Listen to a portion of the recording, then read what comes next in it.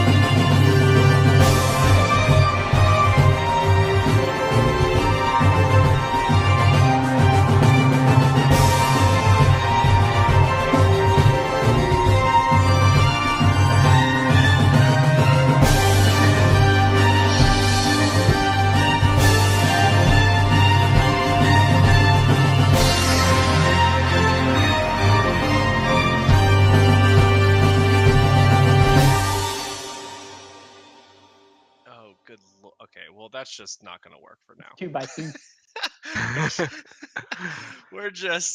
I can make it larger. I can make it larger, but for the purposes of this boating predicament, I am not going to. He's gonna have to squeeze. He's gonna be off the boat. I'm just a question mark still. Yeah, you're a question mark for now. Next session you will have your character image up. Okay, great. So, who would like to give the overview of what occurred last session? Maybe for some new members and those to refresh our recollection. I remember, but somebody else do it. Yeah. Justin, I'm sure you remember. Just anyone else. I think it's Lina's turn. Lina, I agree. It's not a good idea. I don't remember anything. You could probably defer to your fiance. I think that's how that works. If you're officially engaged, that you could defer to him for. You guys want to share a mind link? For historical checks. Yeah, okay, I'll do it. You're it. Tag. All right, let's do it. Right. So last session, we did a few downtime activities. After turning in the quest to bring back the signet rings of the somewhat misnamed children from the Sunless Citadel, since they were like 19. God damn. Fully grown adults in this age. We turned that quest in to the owner of the general store. She rewarded us, sold some things, did some bookkeeping with distributing party funds out. And we all did a few things of our own devising. Bungo spent some time carousing in the town, doing sort of odd jobs, helping out, like firefighter things, like getting cats out of trees and stabbing rats and stuff like that. And then basically funneled half the money he made from that into getting townsfolk drunk to increase his prestige even further. And Lina spent some time researching how to deal with whatever various magical afflictions she had and get those cured. Sizzler died and then got his soul sucked into the Modron body that he had constructed in his own likeness. So he is now no longer a Kenku, but is in fact a Modron. And Ivaris spent most of the month tutoring Oisin in history and religious studies. And Bungo and Ivaris teamed up to try to root out a spy in the group of advisors to the king of O-Town. They were not successful. Orlando, correct. They were not successful, and instead an innocent man was executed due to their bumbling attempts at actually investigating correctly. Mm. The King of Orlando asked them to head to the sister city of Curitiba to check on a royal official of his, Jackson of Ville. And we set out on a ship and were sequestered to our quarters until dinner, let out, had some food, and then went back. And then there was a scream and there was a murder, and that's where we left off. Perfect. The only thing I would add, or just alter slightly, that I think you sugarcoated slightly, is that you and Bungo are murderers. You're actually murderers now. Oh no, we're not. That was manslaughter at best, like at worst, actually. Okay. All right. Otherwise, that was good. All right. So where we left off last session was the orc woman was ushering you back into your bedroom, and in fact locked the door after the murder was discovered. A few hours goes by, and you hear the door click open. It is again the orc woman, who I don't even know if did anyone even ask her name ever? Nope. I didn't think so. I asked her if she was the captain, and then she didn't really introduce. Care not Okay. for names. Okay, wonderful. So she looks at you guys and she just says, "Come on." Sure. And she I'll like, follow wherever she's gesturing. okay, is Oysen following you? Yeah. All right. Oh yeah, just a quick update, Justin. Ivaris has a small boy named Oysen who essentially is his ward. So, the Whoops. You You're didn't see fine. that. the first mate brings you to room 11.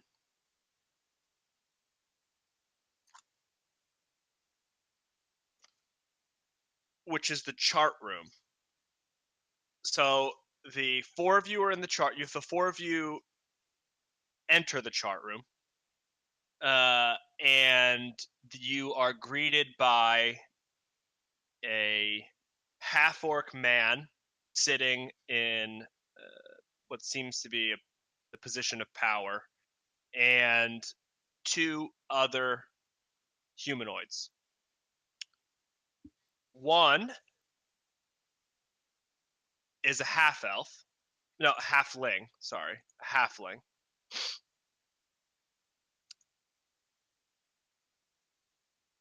That is what you are, right, Alden? You're a halfling? Yep. Okay. So one is a halfling, male, and the other, get this description proper. The other is a human female. The man, the half-orc man in the position of power, sitting at the sort of the front of the desk in the chart room, looks up from his papers and says, "Thanks, Halrax. Shut the door, please." The door closes, and you are left in the room with the captain. Sort of stares you all down for a moment. The six of you. There are a lot of us in this room. Yeah, it's more than seems to be able to fit in the room. So the captain stares you all down, takes a good long look at each and every one of you.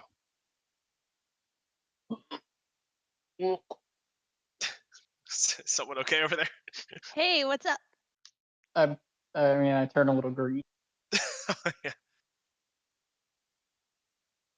The captain looks at you and says, Ivaris, and says, "Something to confess?" I hate boats and carts. Do you like murders? Oh no, I threw up a little in my mouth. I'm sorry.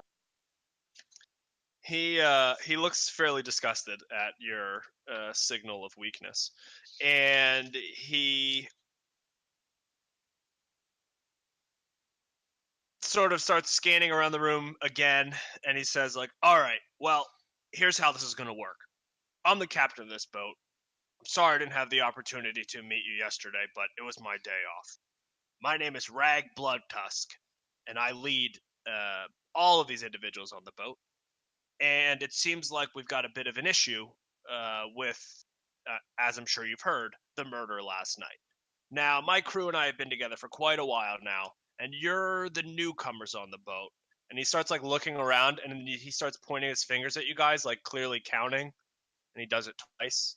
And he says, "Are we missing someone?"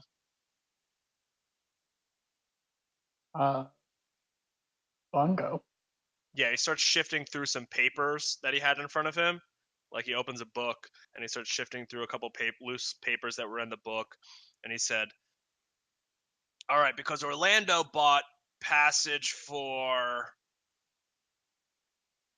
more than is here. So where is your companion? I'm not sure where Bungo's off. So he sort of looks like not that worried about that. And he says, well, okay, if he's not dead, then tell him what I say here. So, Orlando, all of you have passage on the boat, but it is working passage, meaning that you will have to do at least one job per day. That's just the way this boat works. We're trying to get from point A to point B as quickly and efficiently as possible. That being said, I'm also pretty sure that one of you is the murderer. Now, I don't have time to investigate this right now, and with the way that this boat is looking, if we don't have a full crew, then we're all going to die. So, here is what I will present you with, the opportunity I will present you with. If you can discover the murderer before we reach it to shore, then I will not kill and or turn you all into the police. He sort of like flexes a little bit to let you know that like he could kill you all. I go, ooh. Is that the whole deal?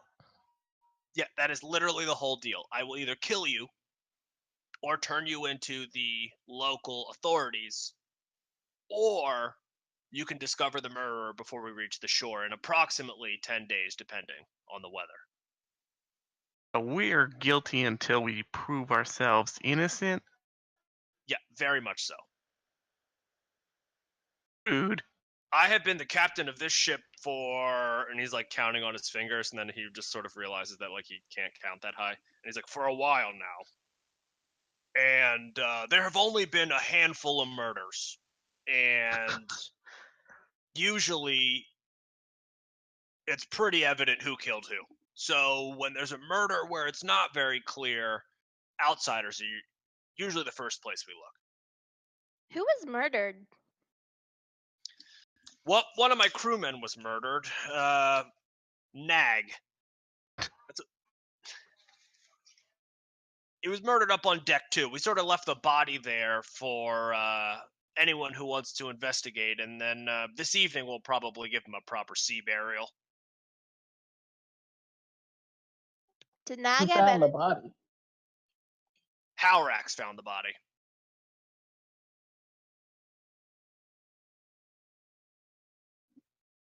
What was Nag like? Was he a Nag?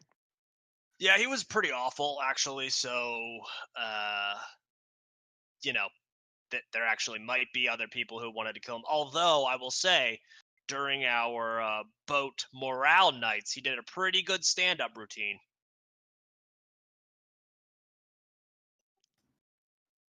What kind of stand-up?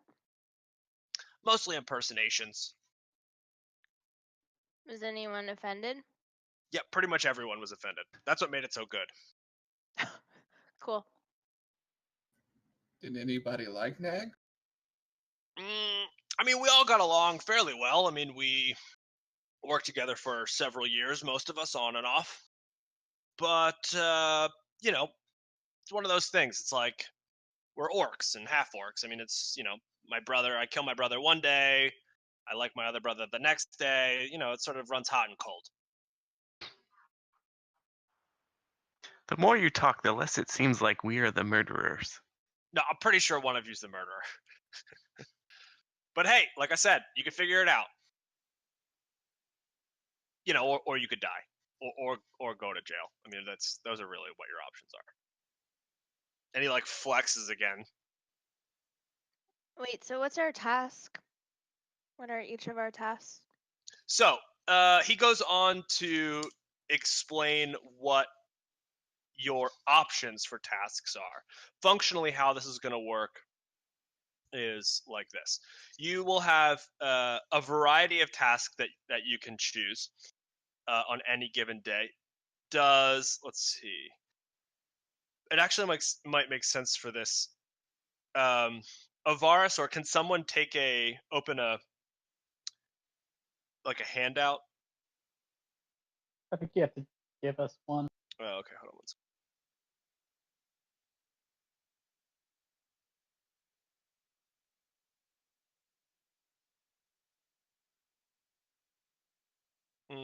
Let's see.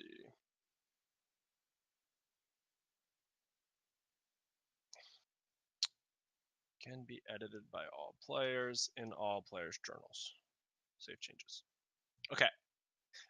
So can someone take notes? Yeah, I'll on do it. Okay, perfect. Great. So the following jobs, Rag goes on to explain that the following jobs are available on a day-to-day basis. All of you will be required to do one job per day. Most of the jobs are a 5-hour shift. You can, if you wish, do 2 5-hour shifts in a day.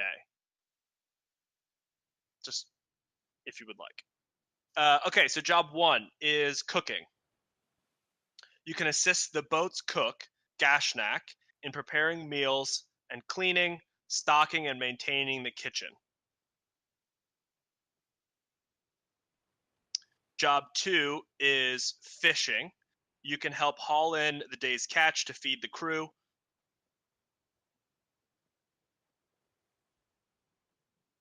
Job 3 is the lookout, which is essentially the role that Bungo has preliminarily filled, where you can watch for hazards from the crow's nest on top of the mast.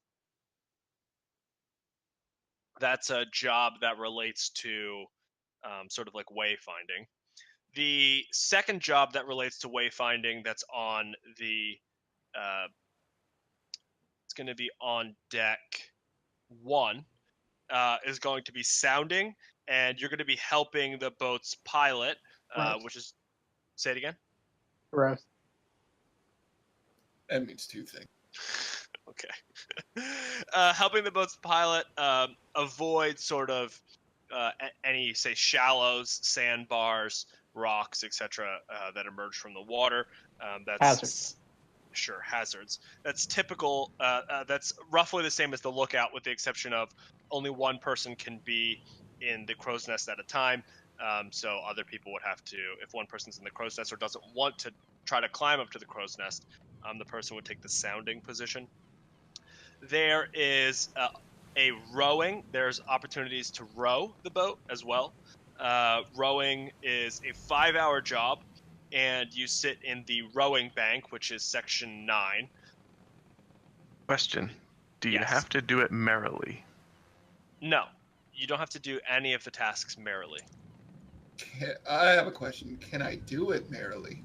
Yeah, you could do anything you want merrily or as disgruntled as you possibly want. There may be consequences for one or the other, but good or bad. But you can do it merrily. You can do it, disgruntledly. You can do it, sort of however you please. No restrictions on mood. Can we do it gently down the stream? Yeah, you can, certainly. The last job is stable mucking. So you can maintain the horses and stable. Dibs not.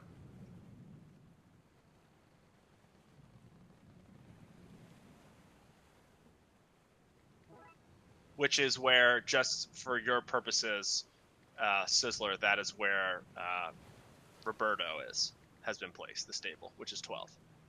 Great. Gonna have to wash him. Maybe. Someone's going to have to wash him. All right, so those are the 6 jobs that are available. You are allowed to double up on jobs, but there cannot be more than 2 people doing a single job. I think, yeah, with the exception, no, oh, that's true. Okay, you could double up on jobs, but it's a max of 2. That being said, if someone is on the lookout, there can only be one person sounding. That's sort of a joint effort, if you will. The lookout position is sort of a joint effort. So if you have one person on the lookout, you can have one person sounding. If you have no one on the lookout, you can have 2 people sounding. Only one person fits in the lookout. Okay? Sounds good. Does everyone understand the positions? So Rag looks at you all sort of expectantly and is like, all right, any questions? Yeah, about how much longer do we have before we reach town? Well, we set off yesterday, so again, depending on the wind and how many people row, and well, you don't look very strong, so how good you are at rowing, I guess. It's going to take roughly 7 to 10 days to get to town.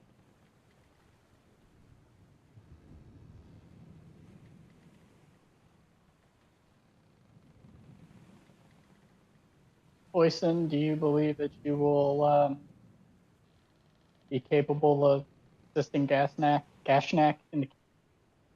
No, Rag sort of looks at the boy and is like, no boys allowed. He's okay. He can just play or something. Thank you, Captain. Very kind of you. He sort of looks him up and down, and he's like, I don't think he looks strong enough to really accomplish any of these things anyway. It's fine. Listen, we have a toad that needs washing. Says, nope. No. Stable mucking is for adults only. Unfortunately, the last boy we had got and he sort of puts his fist and hits it, gently touches himself on the head. Like the horses, and he starts kicking his leg a little bit. Poison, go study chapter 13 on religion. Oisten's like, oh yeah, yes sir. Just scatters off back to the bedroom, room 6. Say, have fun, little one. He looks back weirdly at the random man who he just met, shouting to him. You said there was a human woman in here as well? Yes. She has not said anything this entire time. She's not with me. Well, hello, sir. I don't believe we've been introduced. Hello, I'm Alden Bitteroot. I've been mostly keeping to myself here. I'd only heard rumors of a murder. I didn't know that they were true. That's very unfortunate. Ivaris Meliamne. Well, a pleasure to meet you. We're the Bat. The one Rear Sizzler. Rag Bloodtusk rolls his eyes when he says that you're the Batman. You're the Batman? We're the Batmen. Oh, the Batman. Rag says, the Batman? Effectively. I'm sorry, you're Batman? Bat!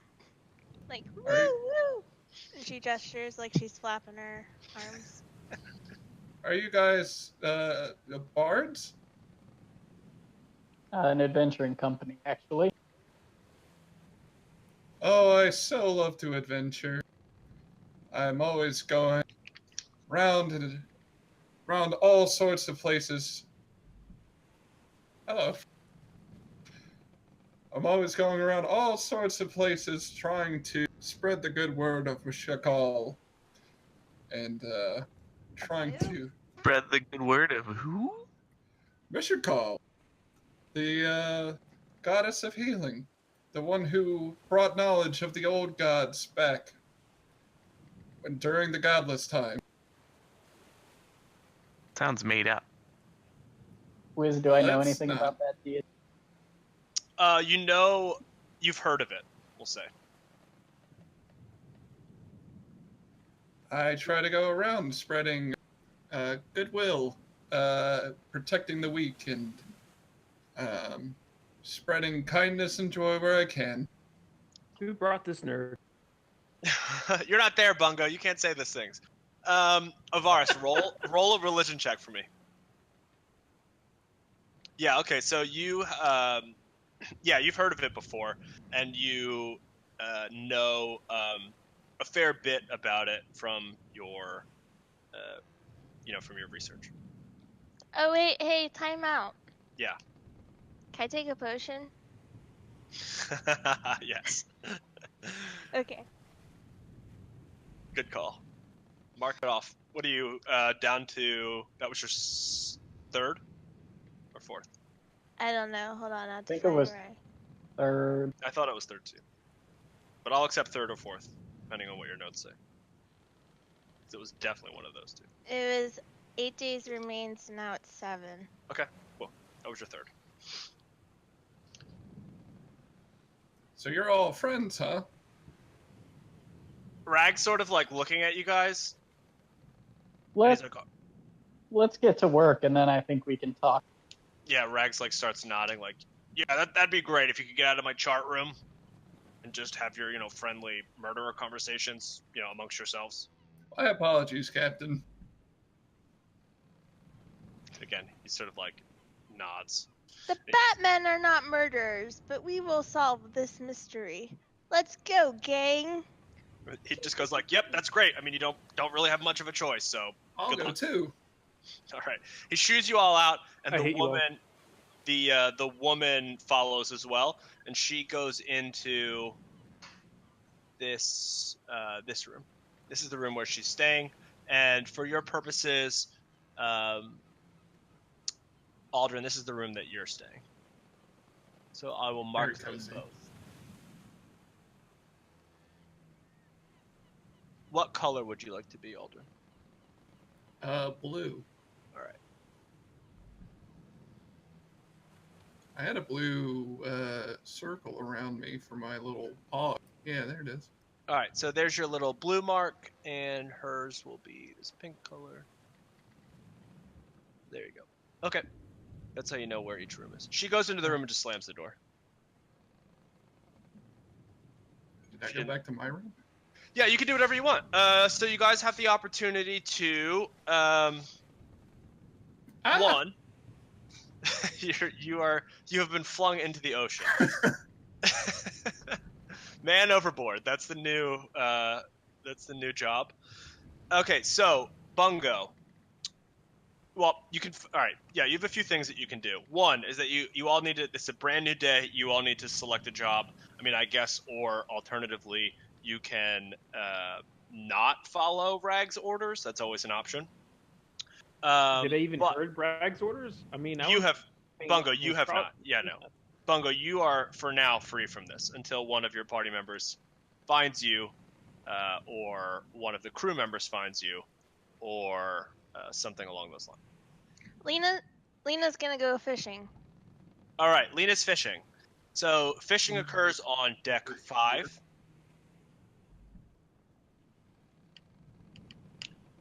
What is everyone else going to do? You can continue to have conversations. You can start heading toward jobs. You can remember that each job is approximately 5 hours, so you don't have to start a job immediately if you wouldn't like. I mean, there's a roughly, we'll say 12-ish hour, 10 to 12 hours of daylight every day. So, you could investigate first and then do your job. I mean, however you sort of want to do it. Yeah, I was gonna go up to the deck where Nag was murdered and take a look at the body. Sure, that's deck 2. I want to go up there too. So, Lina, what do you want to do? Would you like to fish for the first 5-hour session? or are you going to go with everyone and investigate the murder? No, I want to fish. All right. Well, Scissor's pretty weak in the strength department, so it'll slow the boat down if he helps to row. So that's what he'll do, and he'll be chatting up the rowing crew. Sizzler's reverse psychology. Okay, I'm gonna slow this trip down so we have longer to discover the murder. I like it. I like that a lot. Okay, so let's resolve jobs first, and then we can go to murders. So, Bungo, I'll give you an opportunity to do something first. Do you want to stay up where you are? Would you like to come down? What would you I like to do? imagine if I'm seeing people on the deck that I know in the next day, I should probably come down and say what's up. Yeah, so it's the next morning. So if you definitely know Ivaris, and he's definitely on the deck. Hey, good night's sleep. No. You're literally, No. by the way, Bungo, you're literally standing over like a murdered body right now. This is Nag, and They let the somebody body killed stay him. there for like a whole night. Yeah. Well, it was the middle of the night. It was like approximately 3 a.m. when they discovered the murder. So it's been like 3 hours. And they just left the body there? Yep, for investigating. They said that they were going to give him a sea burial later that day. Sure. Hey, what's this? This is Nag. Someone murdered him last night, and because the captain thinks that none of his crew would have done it, that it had to be one of the passengers. So if we don't solve the case by the time we get into town, he's going to either kill or turn us over to the authorities. Why'd you guys kill him? Well, it wasn't anyone in our group. I never kill anyone. Who's this herb? My name's Alden Bitteroot. It's nice to meet you. I'm sure it is nice to meet me as well. Okay, so what's on tap for today? Are we solving murders? Well, we also have to work as well. This is apparently our Gotcha. ticket was a working ticket. Oh, well, I'm looking at my ticket now. It doesn't say anything about work. I guess that's what you guys got. That stinks. Well, take it up with the captain if you want. I'm not taking anything up. I'm good. So what you got on the leads? I've been here for all of 15 seconds. Know that much. That's pretty good. I'd like to take a look at the body and see if we can tell how Nag was. Sure. Roll an investigation.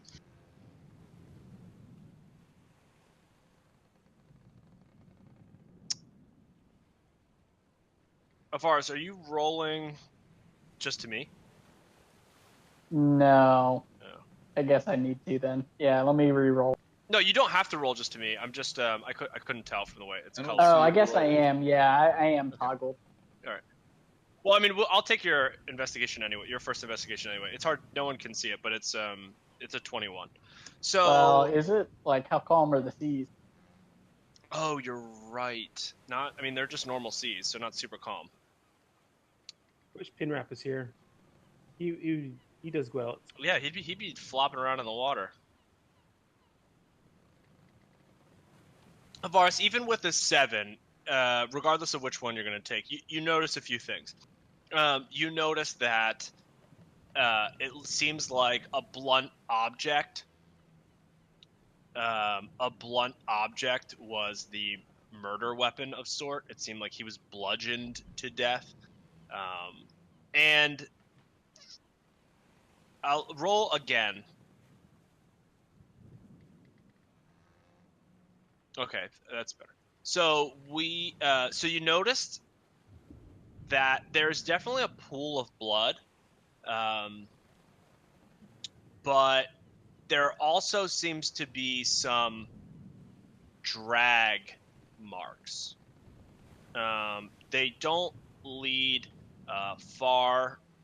You don't notice them beyond the sort of the stairs area, but you definitely notice some dried blood dragging drag marks. All right, let's stop drawing all over the map, please. You weirdos. As you're investigating Ivaris, the Rag, who has taken his position captaining the boat at 1, shouts over to you and pointing at Bungo and saying like, "Oh, did you tell him about the work?" Yeah. I- Yep. We I told got the them no there's work jobs ticket. to be done. There's no work on mine. I'm good. Thanks. All right, well, See good ya. luck with that. Luck is my forte. He's like, I hope you're quadruple jointed, because otherwise you're gonna be in the holdings. Funny you should mention that.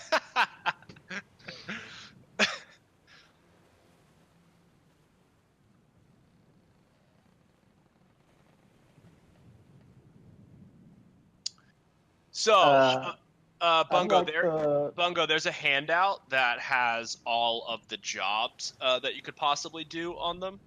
I saw. Okay. I decided to opt out. All right. I'm just gonna loaf around. Understood. No one has directly disobeyed the captain's orders as of yet, so we'll see sort of what fate lies ahead for you. Going back to his body. Sure. Where is the wound at? Like, is it back of the head? Yeah, it seems to be. Roll an investigation for me as well.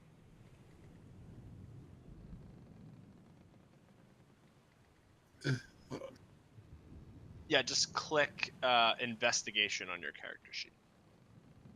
There you go, 13. Okay, so you do see two seemingly larger bludgeon wounds, but you notice that like it seems like he was hit more than once.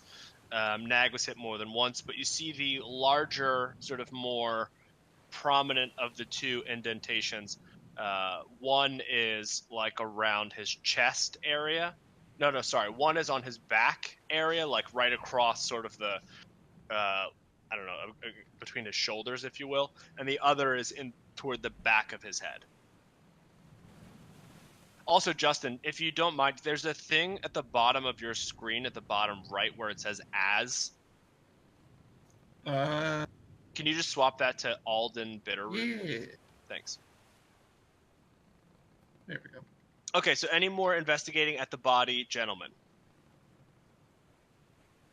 Yeah, I'd like to look above where the bloodstain is and see if there's like any hanging, sandbags or ropes with weights on them for the rigging or anything like that. Nope. With your 18, you do not see any of that.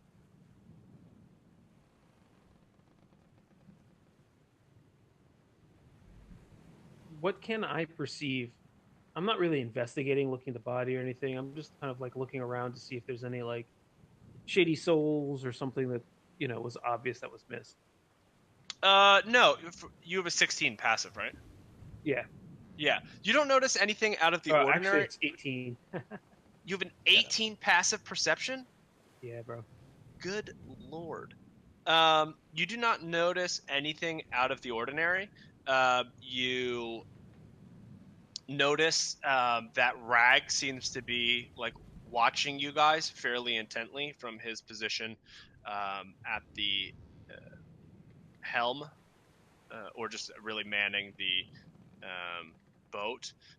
But you don't notice anything out of the ordinary otherwise. You do notice, I mean, this isn't out of the ordinary per se, but you do notice that there's like this super sick like ballista on the boat as well. That's like on the same, I think you guys are on 2, yeah, right there that you just clicked on. This super sweet ballista that seems like it's a pretty badass weapon if necessary. Sweet. But nothing out of the ordinary otherwise. All right.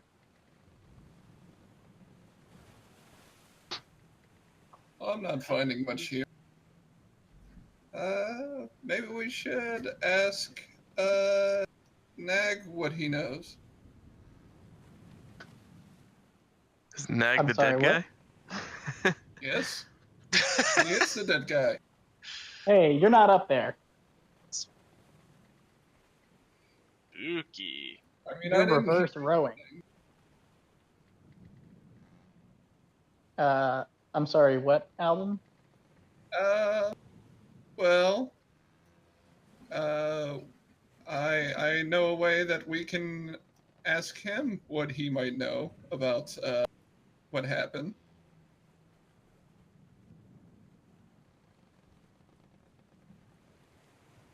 I thought you were a cleric of healing. There's certain crossing aspects that come in handy. But Yeah. Is healing bringing the dead to life or animating them seems suspect. Where were you last night? I was in my room. Can you prove that? I don't know who else knew I was in my room. But I'm sure that, he can tell you. How tall is Nag? Nag is like approximately 6 feet tall. And where on his, you said there was a blunt, like, smash mark on his. Yeah, across sort of the vertically, like where his spine would be, like over his shoulder in that regard, and then in the back of the head. How tall is Alden? A little over 3 feet. Okay. Yeah, but how high can Alden jump? Bro, I got mad up. Well, if you've got some sort of magic that can help, then I want to cast Speak with the Dead. All right, click it. Let's see it.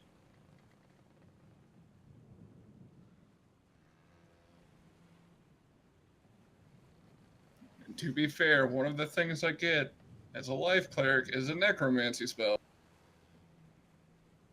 Just putting that out there.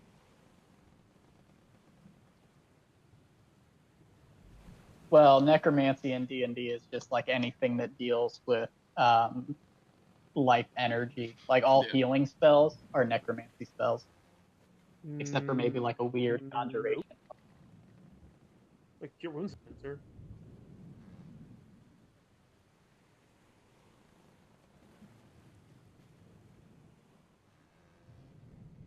Okay, let's do it. Yeah, like You've your up to wound five. healing You've up to stuff, 5 questions. evocation. I look at Ivaris and said, would you like to ask him questions or shall I? You just hear from the body, just like, oh. I'd be fine with you asking the questions. I suppose if I think of one that we should really ask, then I'll. I say, hello, Nag. I'm sure you're ready to go back to sleep, but we just have a few questions for you. Who the fuck are you? See, I told you he doesn't know me. What is the last thing you remember, Nag? Oh, my head hurts so badly. We'll get you back resting soon, don't worry. Can you remember any detail from before we spoke? I was just doing my rounds, and then, oh, this headache.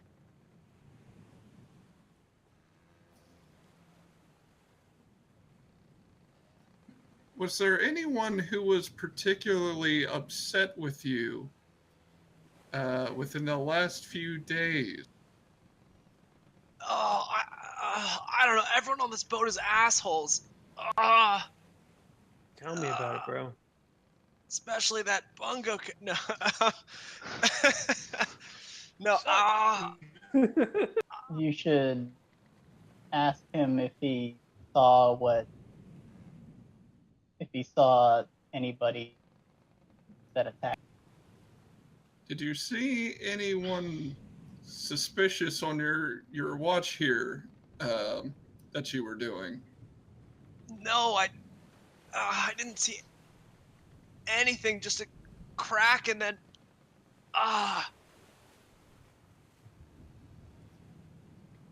You know, I don't Solved it. know It was if it's Kraken. gonna help. Mystery done. he was like, "Not a crack and a crack."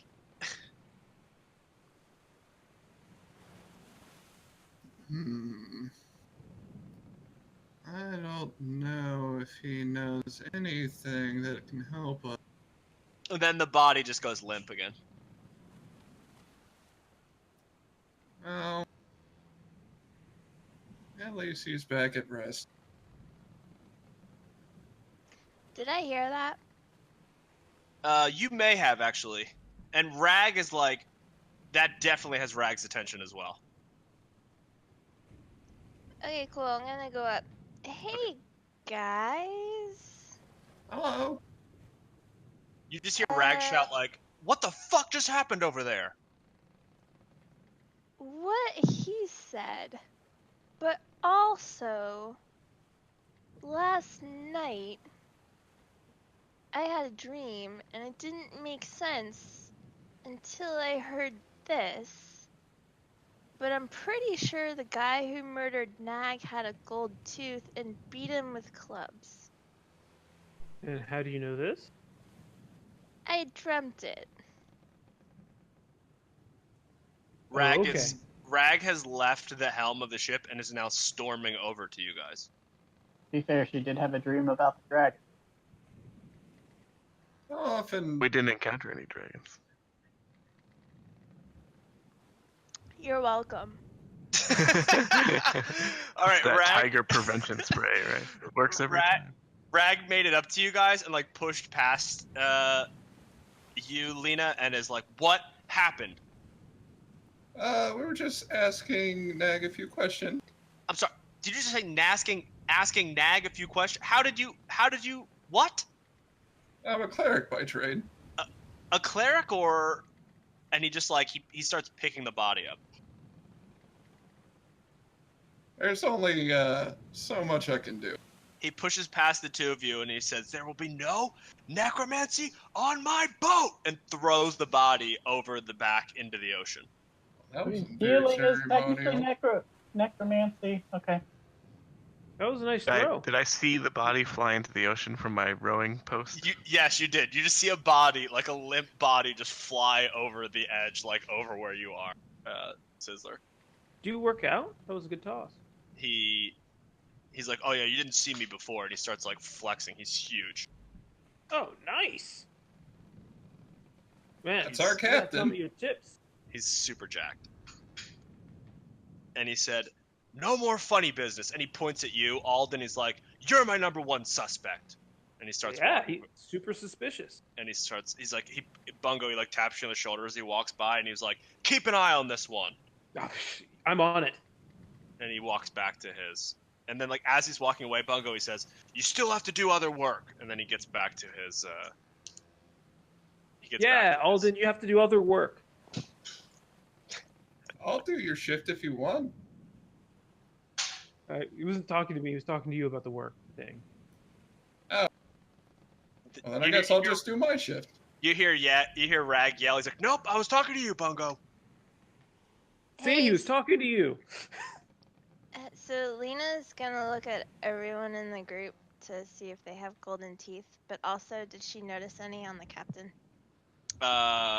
Roll a perception.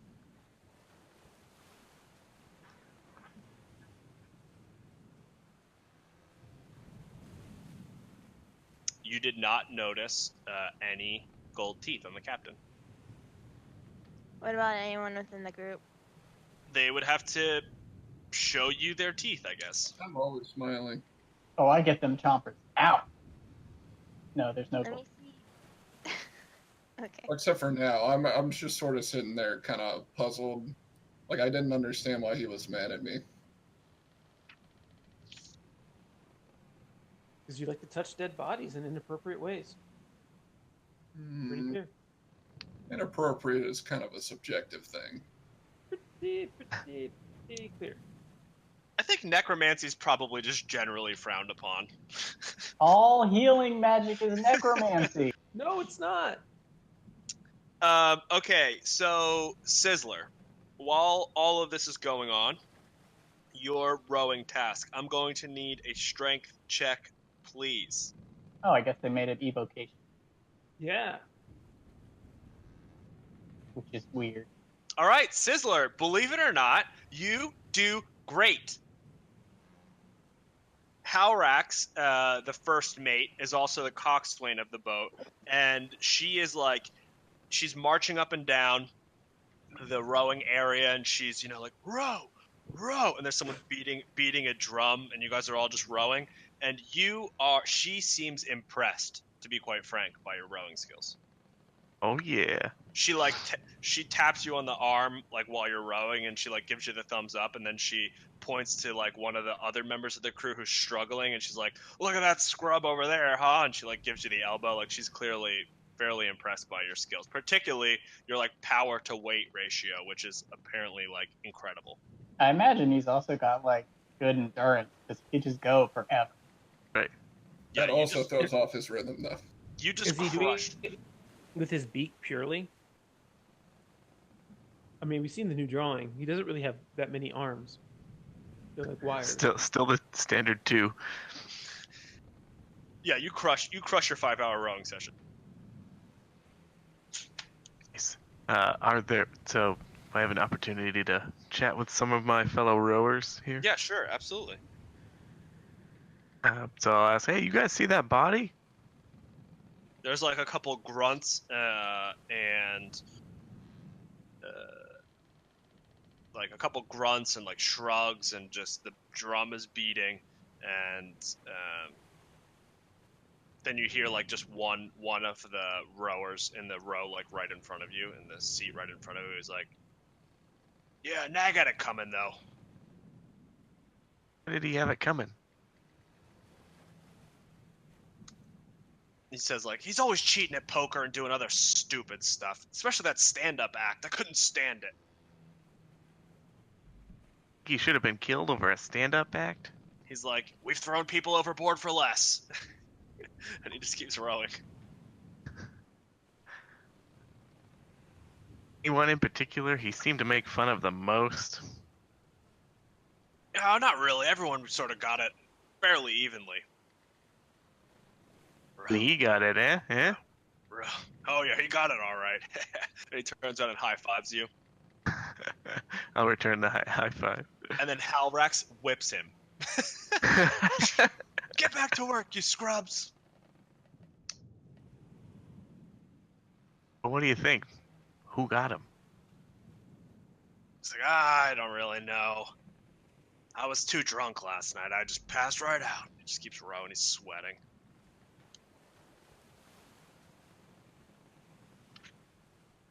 Is he on patrol duty? Yep. Patrol. You always do patrol? Nah, we switch on and off. Who else is allowed to be up at night?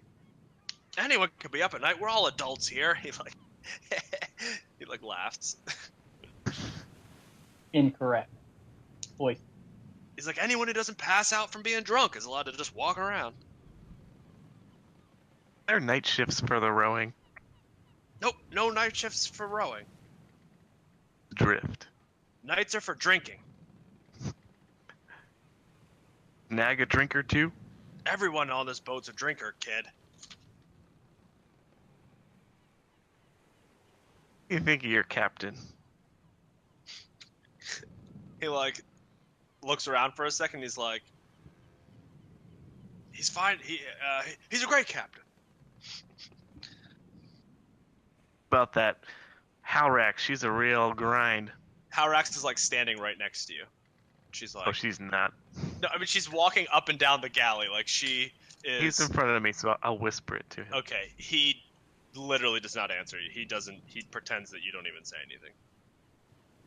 That's what I'm saying. Like Halrax is too close for him to like feel the need to respond. Gotcha.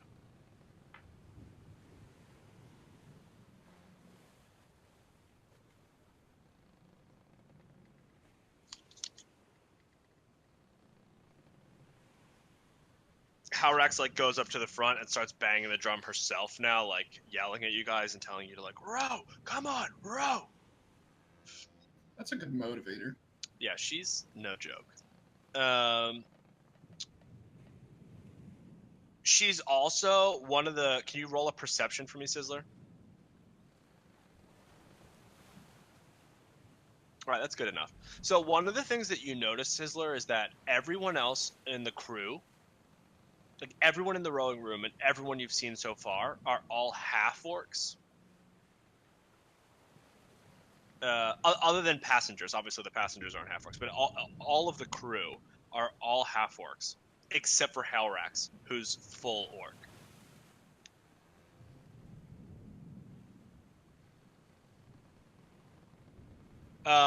Lina, if you still want to do your 5-hour fishing shift, I'll let you do that. Yes. Okay, so your 5-hour fishing shift, what I need you to do is I need you to... Where are those numbers? Oh, here it is, fishing. I need you to do a...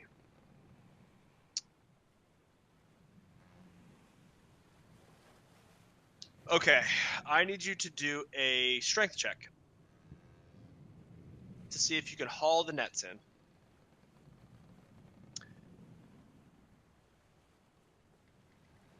All right, so you and typically it's one person per net. There are 4 nets, and you pull your net up. And as you're pulling, you, I don't know, the boat rocks from Sizzler's excessive and incredible rowing, and you let the net go actually. And the top part of the net spills over. The net's still connected to the boat, as nets are, but the top part of the net where you haul it up spills over, and all of the contents of the net are set loose into the sea. See all the Ooh. fish drop into the sea? Wait, Yeah, I cast Featherfall so they fall slower and then try to get them back in the net. Okay, all right. You can cast Featherfall on the fish and everything, whatever's in the net. That's fine. But how are you going to try to get them back in the net from your position? Can you Explain just drop it. the net again to have them like scoop it up and then pull the net back up? You'd have to somehow pull the net all the way back up, like reattach it to the ship, have it cast back out, and then drop it back into the sea and pick them all. Like I don't think that that's physically possible, unfortunately. Sad. I reach out and try to grab one of the flying fish. Sure. Make a check. What check? Dexterity. Like sleight of hand. Make a sleight of hand. Yeah, you somehow you like smack a fish with your oar as you're doing it, and it pops into your lap. Fine. Who's hungry? It's just like a live fish in your lap right now, Sizzler. Okay, Lina. So that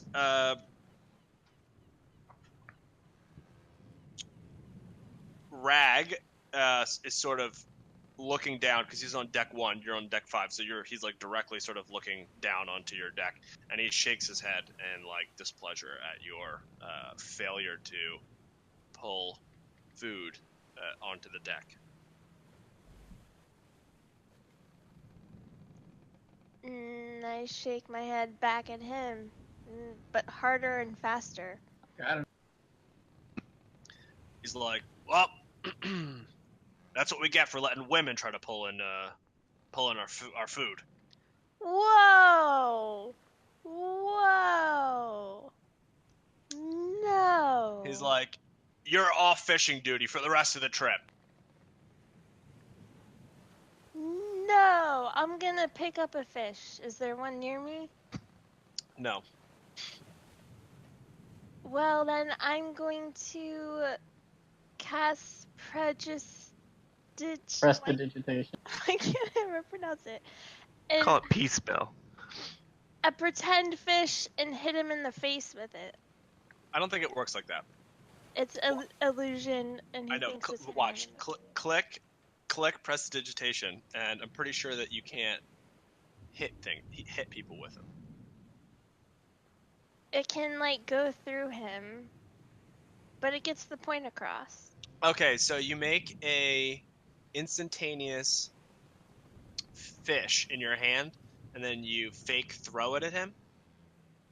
No, it actually gets thrown at him. It just doesn't physically hit him. Like, I see. disappears while it hits his face or something. Makes I all see. the sound of it hitting him, but I does see. nothing. Okay, let's Yes, big sloppy fish Yes. hitting your face sound.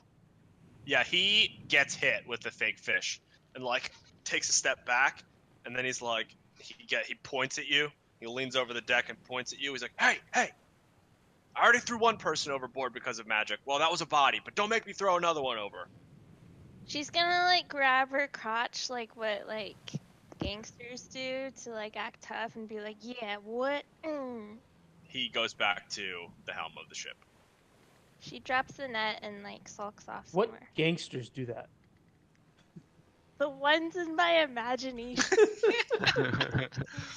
Okay, Lina, so you are now forbidden from fishing. That's rude. So I'm taking a vacation for the rest of the day. That's fine. You did your one task for the day. Sizzler, you are also free for the remainder of the day. You can do whatever you want. You can select to do another job if you'd like, but unless you work out a deal with one of your coworkers or one of your party members, I should say, to do their work for them, it will not count toward your party's work. If that makes To sense. go knock on this other chick's door here. Sure.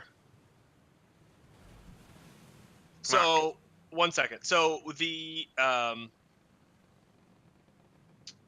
Alden and Ivaris and Bungo. So the first 5-hour shift is over. You probably didn't take 5 hours to look at the body, do the necromancy stuff, etc. So if you want to do one other quick investigation thing, I'll allow you to do that. And then I guess you can decide what you want to do with the second sort of 5-hour day shift. I'll go talk to Oysen. Okay. Oysen, are you finished with that chapter? Yeah, he finished with the chapter. He diligently read the chapter, and he's like, he was started on the second one. The next chapter after that, chapter 14, when you were done. No more reading for today. Instead, what I want you to do, circulate throughout the crew and spend some time listening in, see if you hear anything suspicious. He like takes out a pen and a piece of paper. He's like, should I take notes or just with my mind? If you need to take notes, that's fine. He like rolls up the piece of paper into like a scroll and puts it in his pocket, and he's like, all right, I'll do it. I'll be careful. Okay, thanks. And he starts to mill about. All right, once he leaves, I'll get changed into my worst set of traveling clothes. Okay. Do you have multiple sets of traveling clothes? I mean, I don't see any reason why I wouldn't have a crappy. Okay, sure. And I will go to room 12. Room 12. Okay, to muck the stables. All right, I'm into it. Somebody's got to. All right, Alden. Where do people eat on the ship? 4. Room 4 is the like communal eating area, the dining room, if you will. But you could eat anywhere. I mean, some crew members go to room 4 and they like hang out there. They eat, they drink. Okay, Room cool. 7 is the kitchen. But some of the sailors like don't necessarily have time, depending on how their shifts run. They don't necessarily have time to like sit and eat. They'll just grab food and go about their business, or they'll eat like in their bunk or whatever they're gonna do. But 4 is the sort of the communal. I'm gonna go to 4. Okay. Can I accompany the weirdo to the Of course. gruppery? Yeah. I would love to have you accompany me. Again, I'm sure you would. Who wouldn't? So we go into the dining area. What's it looking like? Drinks there? on me! It's actually like about lunchtime. So when Bungo shouts "drinks on me," there's like 5 or 6 crew members in there, and they're sort of like, "Yeah, drinks. The drinks that are typically free are on this guy. Woo!" Finger gun. And they like give like a couple of them give you, maybe 2 of them give you like facetious finger guns back. Finger hand crossbows. Yeah. They're Well, like, I thought it was a very generous offer. He's gonna give us our own provisions. Woo! So it's pretty bustling in there, right? Yeah, there's like I said, there's a handful of people in there. Well, I just want to scope out to see if there's anyone with a gold tooth. Sure. So roll a perception. All right. So as like the people are, you guys are you either of you drinking or? I am. All right. Bungo's drinking. Yeah. All right. Great. Sure. So Alden's having a drink too. So you're sort of like sitting next to each other or sitting close to at the table. There's the half orc crew members are just sort of like grunting back and forth, and there's like 2 or 3 playing poker, and one's eating, and the others are sort of eating as they play, and they're just talking about the shift that they took yesterday or what have you. Just typical sort of banter back and forth, as you would imagine, sort of rough and tumble sailors to discuss. And you do not notice that any of them have a gold tooth. Okay.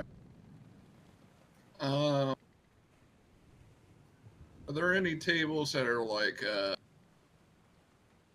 how big are these tables? There's just sort of like one large table. Oh, one large table. Yeah, there's just pretty much one large table that there's a bunch of chairs around them, and there's a few chairs just sort of scattered around the room, but it's pretty much just one large table. Is there a nice spot for me and my new friend to take a seat? Maybe Wait. sort of close. Are you referring to me? Sure. Oh no, I'm good. You Okay. can. Yeah, Well, that's fine. You're weird. That's fine too. Thank God Alden's happy-go-lucky. Yeah. Okay, is there a place for me to sit down? I'm maybe that's... probably on the table. I don't want to sit on the table. That'd be rude. That sounds like a Bungo thing to do. Yeah, Alden, there's definitely a place for you to sit. Yeah, there's like I said, there's many chairs around the table, maybe like 12 or something. And so there's only a handful of people in this room. There's definitely several seats for you to sit down in if you'd like. Can I maybe do a perception check on like which people are in the most jovial mood? Like which ones? Because I'm sure there's people there that are like obviously don't want to talk to anybody. Yeah, sure. So there's one. You don't have to do a perception check. I'll just tell you that. There's one. The one who's not participating in the poker game. He's just sort of like eating and drinking and watching the poker game and sort of like bumping the people who are playing poker on the shoulder and like telling jokes and stuff. He seems to just be focused on like kind of hanging out and having a good time. The others are focused on their game and they're eating at the same time. They probably don't really want to be bothered. But that one who's not playing, he seems like you could probably have a chat with him. All right, I go up to him and say, "Hello there. My name is Alden Bitteroot. I'm new on this ship. How have you guys been doing today?" He like puts his mug down and he says, "Hey, I'm Barca." He just Just- ignores your question beyond that. Okay. Well, nice to meet you, Barca. You seem like you're having a good time out here. Are you enjoying these seas? He's like, "Yep, days off are great," and he just tips back his like stein, empties it into his mouth, and burps loudly. Well, nothing like a good day of rest. How often do you get days off? He's like, "Yeah, every couple of days." Well, that's good. What do you do primarily?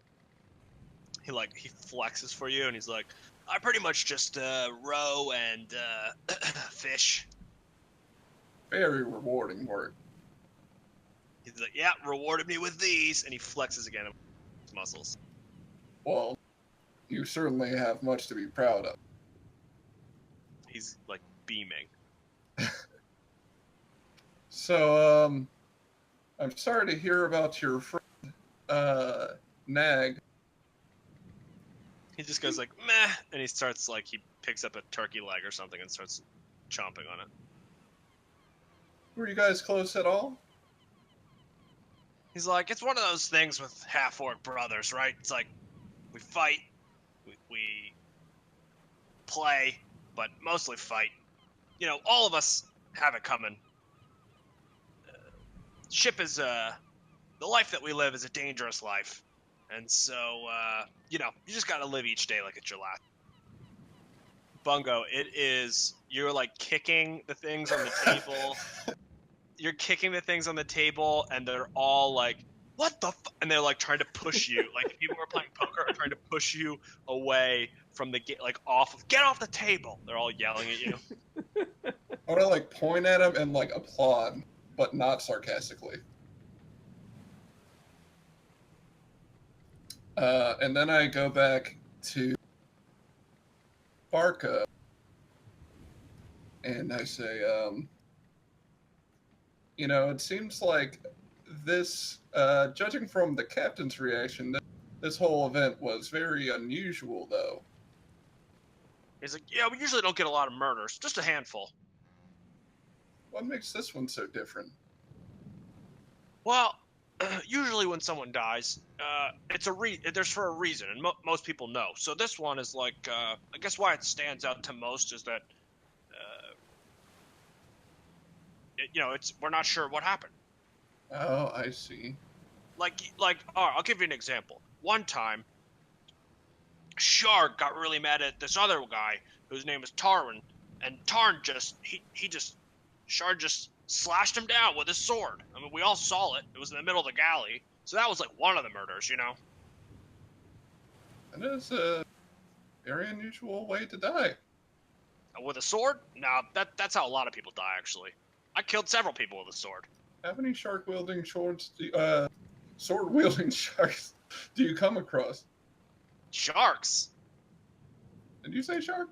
No, sorry. His name was Sharg. Oh. Okay. Then that's a lot less unusual. It's like, you don't spend a lot of time on half-orcs, do you? Not usually.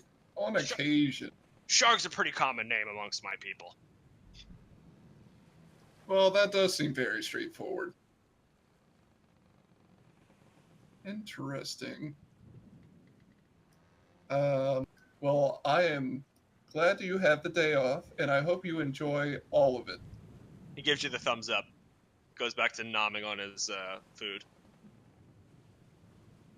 Guess I'm just gonna, you know, it's lunchtime. I'm gonna grab me a bite to eat, you know, while I'm over here. What's Sure. my food like on this ship? Your food like? They have like general provisions that are prepared by the cook, and so they have provisions for a certain period of time. No one has sort of investigated the storerooms to discover how long or what have you. But it's not bad. I mean, it's not good. It's not bad. It's just mediocre. Okay. Well, I eat my meal, and I'm satisfied by it. You know, obviously it's not the best meal I've had, but, you know, it's better than I expected, you know? You're on a ship, you never know. So inspired by that, I want to go help the cook. All right, so Prepare that's for going to be dinner. your second shift, right? Yeah. Okay, so let's resolve Sizzler. Sizzler, you want to Bungo, you're going to go to the you're going to go back to your position at the Yeah, no. After kicking off all these glasses and people getting pissed, I'm gonna retreat back up to the crow's nest. Okay. Are you going to pretend to do the crow's nest job while you're up there or no? Oh no, I'm not gonna make any effort. I'm just probably gonna fall right asleep. All right, make a dex save for me to climb up there. Oh my gosh. Oh my Poor. god, you don't make it up. You start climbing and for some reason you like slip and fall. Not from high enough up to cause yourself any damage, but you slip and fall like down the pole, and Rag just points at you and says, "Ah!" Can I persuade you to change that into an acrobatics? No. If you I mean, I don't know. Why would I be doing a save? Wouldn't I be actively doing something? Yeah, I mean, Don't actively save. if you had said that before you failed the DC 10 to make it up to the top, then sure, I would have let you do acrobatics. But If I keep the same roll and I move this to acrobatics, it turns into a 12. I'm sorry, no. Rag has already laughed. Fine. Laugh can't be retracted. All Rag laughs are final. Sorry. All right, that's fine. So I'm not on the crow's nest. I'll let you make an acrobatics. Go ahead. Can I pretend to hide in the lifeboat? Like Yeah. if there's a lifeboat jacket, can I just like slip in there? Yep. Yeah, Can I Rag make a just stealth goes. roll, or is that like a dex Are you gonna as well? Are you gonna try to do it stealthily? Get past Rag stealthily, who's like at the helm right now, at the wheel that you just walked by, and he just watched you totally. fall. And he just watched you fall on your ass. All right, so Yes. let's see. Make a stealth roll and see if you can sneak by him somehow. It's got to be good though, because you're gonna have to walk right by him. Oh yeah, that's good enough. Okay. Yep. So you sneak by him as he's looking down at the map, and you pop into the small boat hanging off the back. Spacious boat for me. Dinghy. Yeah. The life. I mean, I'm tiny, right? I'm very Yep. tiny. So Sure, you pop in there. private yacht. It's gonna be hard to throw you in the in-boat jail if they can't find you. Brig. Sure, the brig. Like boat jail better. Boat jail. It's gonna be hard to throw you in boat jail if they can't find you. I thought that was alright. a jail for boat. I mean, who knows? I mean, no one has investigated it yet. There might be a boat in the jail. I mean, we haven't figured that out yet. Oh well, that's probably harder. Hit him with his oar. All right. And yet a smaller jail inside the boat, inside the. Yeah, I mean, who knows? At this point, we're so many things to find out. All right, so Sizzler, let's do your thing. Sorry. So you knock on the door, and the human woman who comes to the door. She says, hello? Hello, my name is Sizzler. Would you like a fish? No. It's just like a live fish is just jumping around in your hands right now, basically. Sure, freshly caught. She's like, yeah, I'm all right, thanks. What was your name? My name is. Oh, okay. My name is That's a good name. Yeah, no, sorry. My name is Malira. Hello, Malira. Do you have this working for passage agreement too? I think technically. Or my head sideways. Technically. Yeah, I mean, I don't know. I thought I just bought a regular ticket, but he's telling me Rag said I had to work, so I don't know. I'm hoping that maybe I can work it out with him to where I don't have to. How are you gonna do that? I don't know. Show him the ticket that I thought I bought. Maybe ask him to look in his book again. Maybe he got it confused with yours. Where are you going?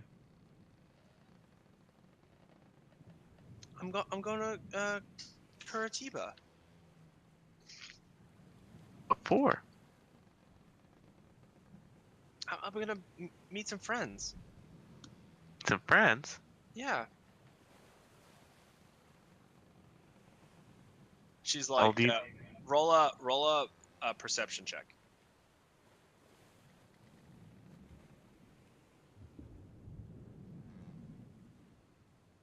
Okay, yeah, you I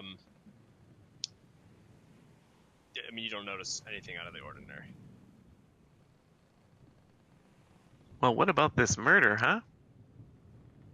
Yeah, I didn't really know much about the murder. I just heard about it when Rag told us. I mean, I was in my room all last night.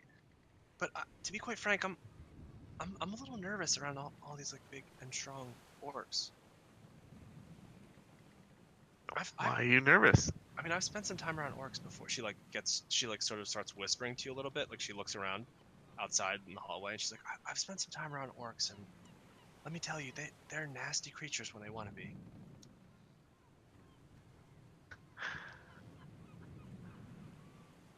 You mean all orcs or the half orcs too? I mean, just pretty much all of them. Oh, what have you seen? I mean, I've seen them kill each other, Sizzler. You're not very bright, are you? Like, kill. They kill? Just for fun? I mean, it seemingly. You didn't know anything about this particular one that just got killed, do you? No, I was in my room all last night. What were you doing in your room? Trying not to get murdered by these bloodthirsty animals. I would make sure you keep those thoughts to yourself. I otherwise would. I was trying to keep to myself before you knocked on my door. Well, you want to help us figure out who did the murder here? Because seeing as we're all literally in the same boat here, we could probably use your help. Rag can turn me into the authorities. I'll be okay. Gonna take that risk, knowing how you feel about these half orcs and their sense of justice? Yes, I will take that risk. Thank you. A cop out. Oh, okay. If you do I'll look over her shoulder. Do I notice anything in her room? Roll another perception. You don't notice anything out of the ordinary. It's just like a pretty standard room. She has like a small crate. Pretty much all the rooms have like a similar small crate in them, and there's like little foot crates around for each of the crew members as well. But it seems like they're in like every room to sort of keep I guess personal belongings or whatever people want to keep in them. But nothing out of the ordinary. Otherwise. Well, you sure you didn't hear anything, or while you were trying not to be murdered last night? Nope. I had my door locked and I was sleeping fairly soundly. I'm 2 or 3 floors down from where the murder happened. I didn't hear anything. Well, I'm not as confident in going to boat jail and the results following as you are, so if you hear anything, please let me know. She's like, I definitely will. I'm probably just going to be locked in my room in the meantime. But, I mean, you could always ask that silly fellow who's across the hall from me. I mean, if I would have left, he probably would have heard something. Silly fellow? Yeah, you know, the short little guy? I don't know what she's talking about. You know, he's about as tall as you, I think. But, like, non-mechanical. Is he overly friendly? Yeah, very much so. He tried to talk to me like 54 times before you guys got here. Rude. Suspicious, I agree. She says, anyway, I am willing to take my chances with the reasonable human and elf guards at Curitiba, and I would prefer not to be messing around with these orcs. Okay, very well. I'm gonna move on. Okay, see ya. She shuts the door.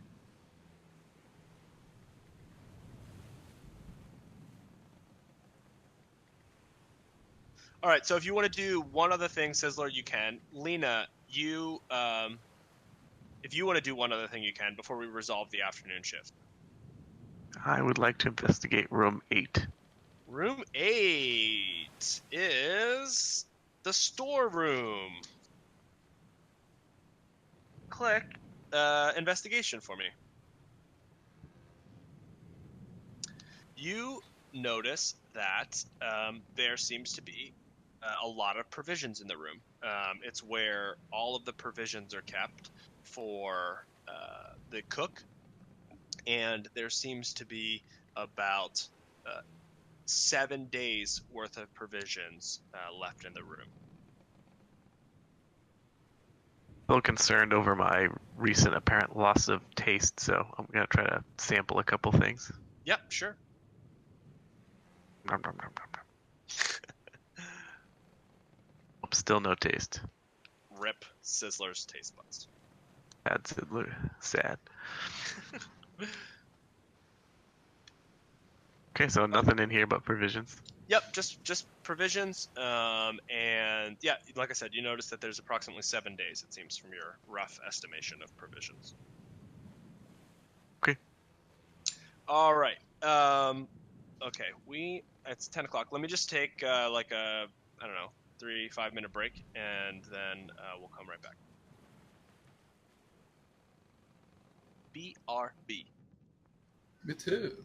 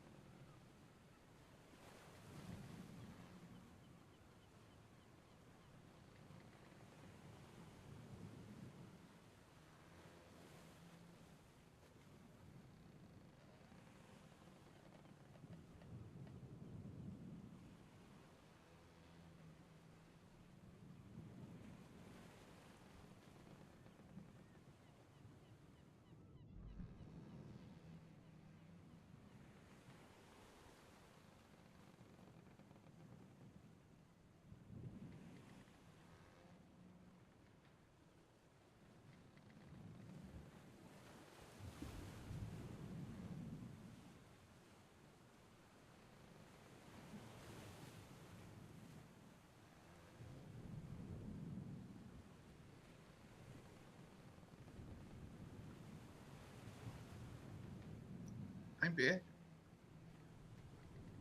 I'm back as well.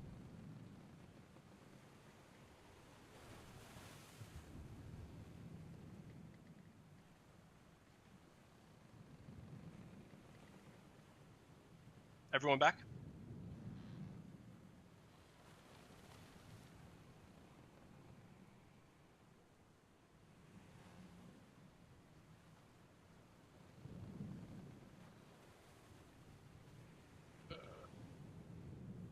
I guess not. I'm back. Okay. Lina, are you back? Not quite. Okay.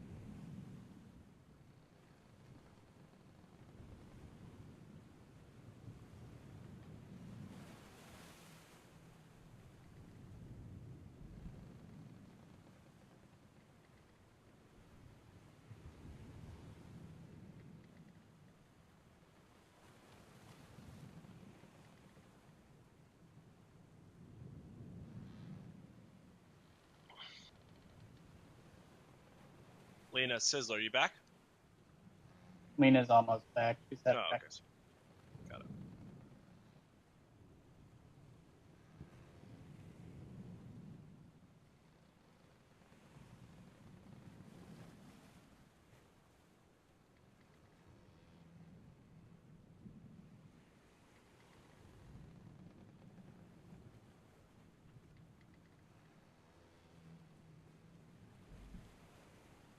Hello?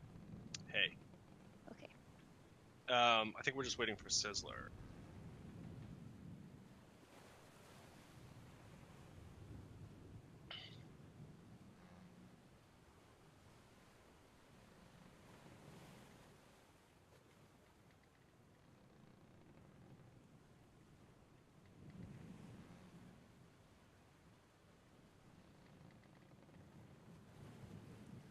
Sizzler.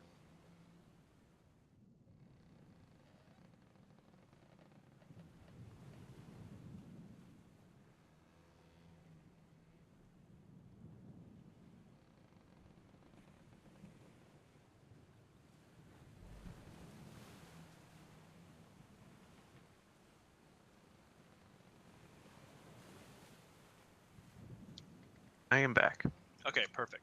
All right, so everyone is back. Sizzler investigated the storeroom. Lina, I think we were on you for what you wanted to do with your second action during the second half of the day. Play poker. All right. So I'll play with the other orc dudes. okay, so that's room 4.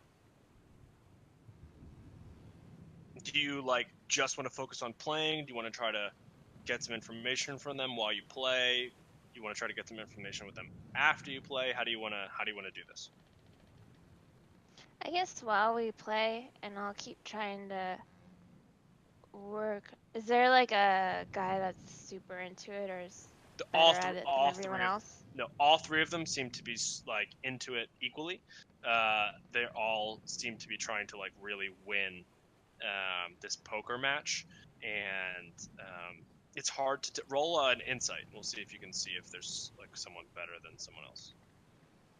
Yeah, okay. So you notice that one of the guys seems to be sort of winning, we'll say. I want to take him down. Physically or? No, it's poker. I'm just kidding. Okay, so She's the queen of games. Gonna send him to the shadows of. I would like to murder him.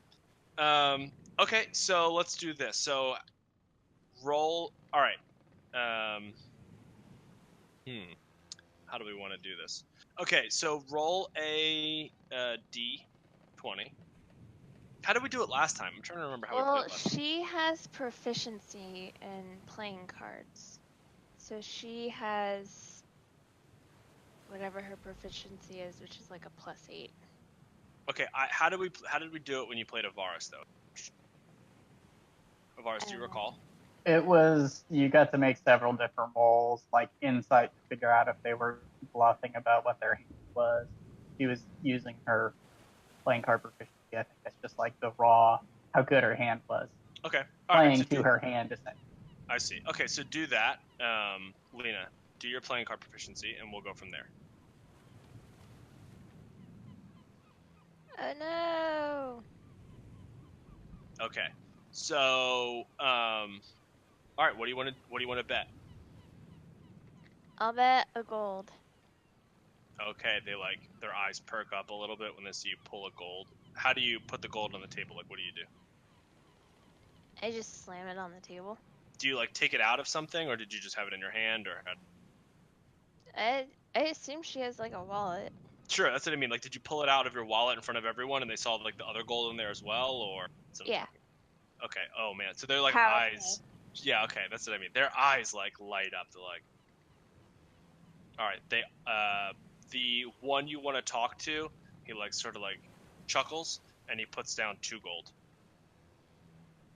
Yeah, I'll meet that. All right. So you call. The one other one calls as well, and one of them folds. So there's 7 gold in the pot. All right, so do you want to roll your cards again? I think we did 2 with you, right, Ivaris? Yeah. Yeah. It was the total. Okay. All right, so back to you, Lina. What are you going to do? I'll raise by 7 gold. 7. Okay, so they, the one immediately folds, but not the one that you want to talk to. He, looks at you, and... I flash him my pearly whites. He's squinting at you. He's squinting at you and looking down at his cards, and he puts them down on the table, and he fiddles with his gold a little bit, and he says, "What you got over there?" Why don't you throw some gold in, and then you can see. Oh, you think you're just gonna jump into our game and take all our gold? Yeah, that's exactly what I think. Cocky. Are you gonna let me? Wait, aren't you the woman who got kicked off of fishing duty? I play cards better than I fish. I certainly hope so. And they all just erupt into laughter. Lina laughs too. That's a pretty good one. All right. He puts 7 gold. Actually, he puts 7 gold in the pot, right? And then he sort of laughs for a second, and he pushes 2 more gold into the pot. He's like, "All right, I'll raise you 2." Ooh, that's a spicy meatball. She calls it. All right. He's like, "All right, flip over your cards."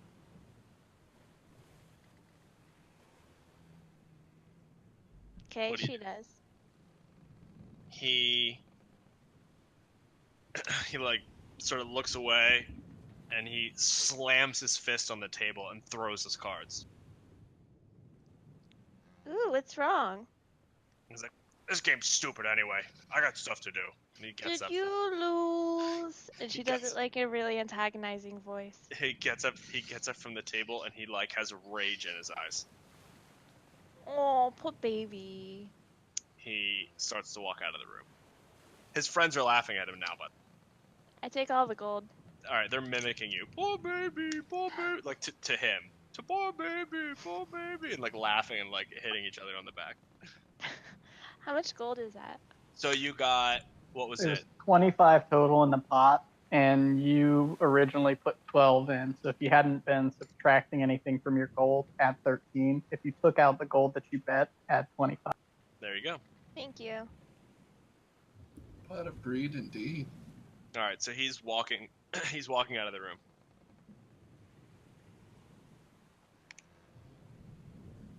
That's it. I'll keep playing with the other dudes.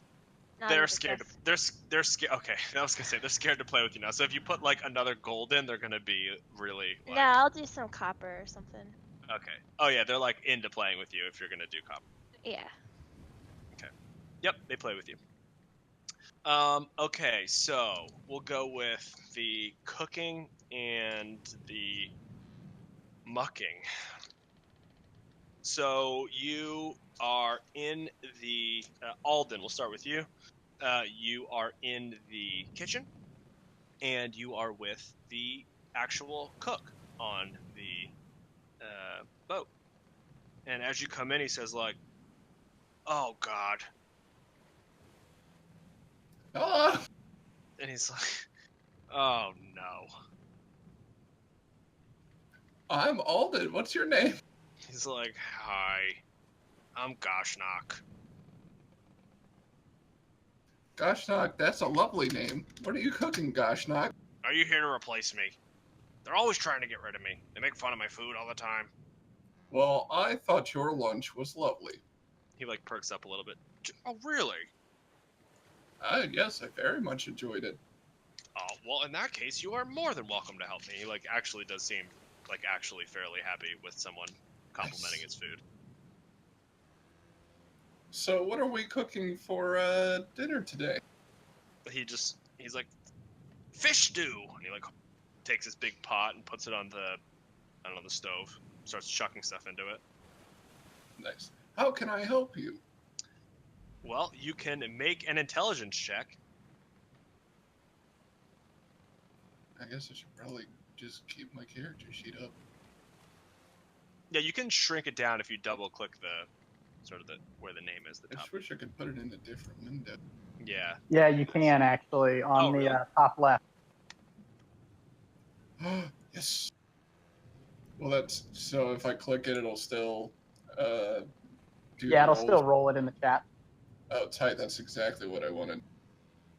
All right. So what am I doing here? Just an intelligence. Intelligence. Yep. Tight. Yeah, you did great. Okay, so you are doing awesome. He gives you some instructions on like how to chop up the fish and like how to prepare all of the fish to toss into the stew. So, how to skin them, how to fillet them, what to do with the bones, and like put them in the stew to make a better stock. And you guys put together a pretty great fish stew. Nice. Is there any sort of investigating you want to do while chit-chatting with Goshnock? I just want to, try to butter him up a little more and just like, I'm sorry that, the other orcs on the ship, can't appreciate what fine cuisine you give them. He's like, yeah, well, orc life is a hard life. Yes, it seems to be the case all around. It does indeed. I mean, I don't know what they're expecting. We're just like sailors on a ship. They want like some gourmet meals, like I'm Orkton Ramsay or something. And he's like, haha. I laugh too. That's a good one. So, I'm like getting a whiff of this stew. I'm like, I think we did a pretty good job here, or we're doing a pretty good job. It's like, yeah, everything seems to be going along well. You're a natural.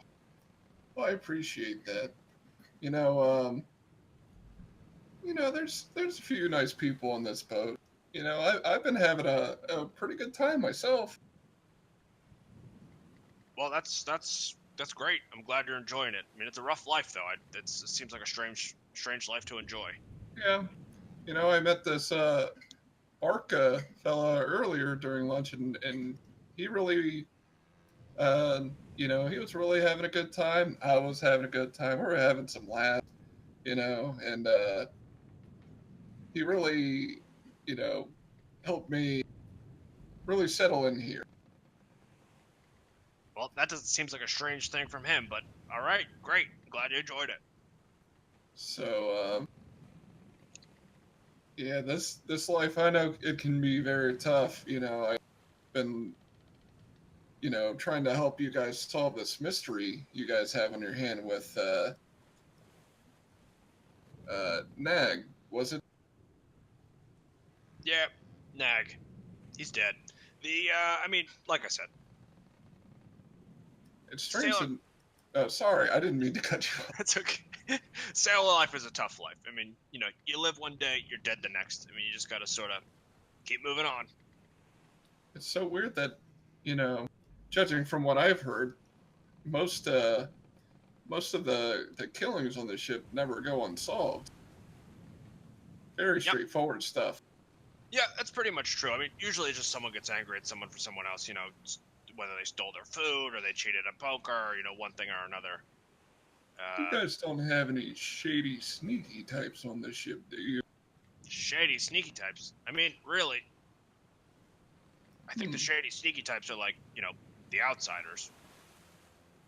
Orcs are pretty straightforward.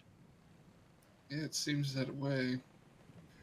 You guys are definitely a very truthful bunch. You guys are very straightforward in your intention. Well, I don't know about all that, but I mean, we're straightforward in our actions. I guess while we're just chatting it up, it couldn't hurt to just take a look around, see if there's anything weird looking around here. Sure. So are you? Let's see. Are you just like looking around in general, or are you like actually like opening? No, I'm just looking around. Okay, yeah, just do a perception then.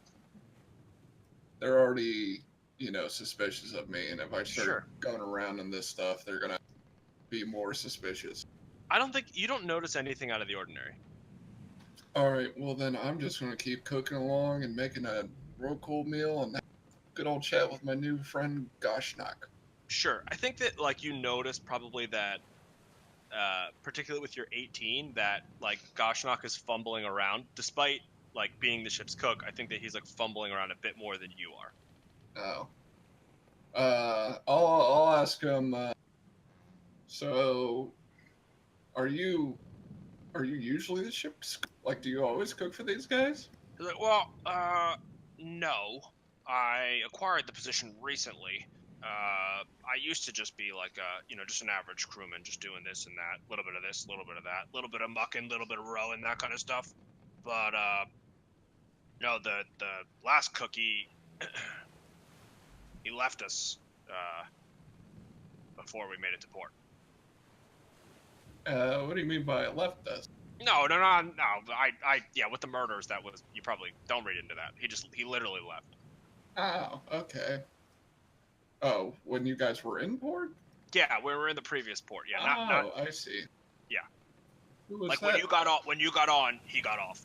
Oh, I see. What was that guy's name? Franklin. That's a very unusual orc name. Yeah, I don't know what was wrong with his parents. I think he was adopted or something. That's understandable. These things happen, But you seem to be doing, pretty all right for yourself. I've done a little bit of cooking myself.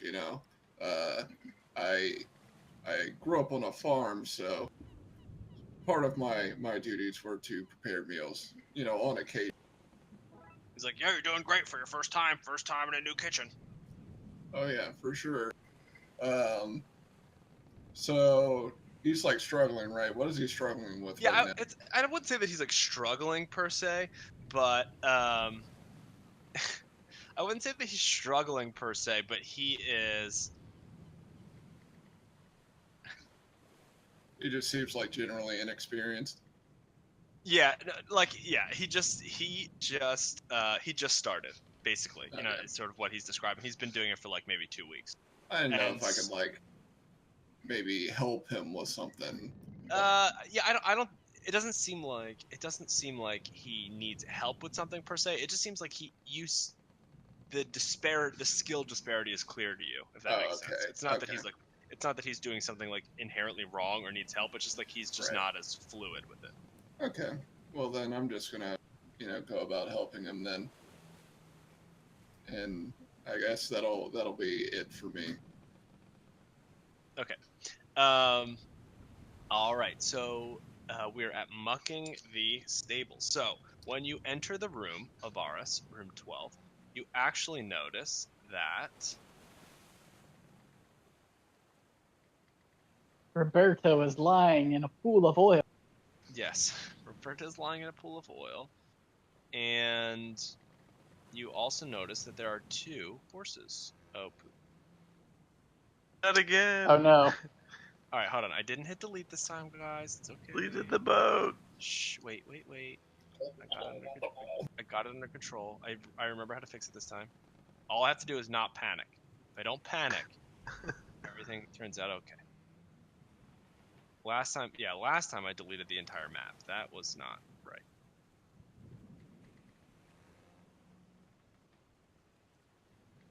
You got it now, though. This is how I do it. Boom. Oh. Okay, now do you see the horses? Yep. Great. Okay, so you actually discover that there are 2 horses in the stables and Roberto.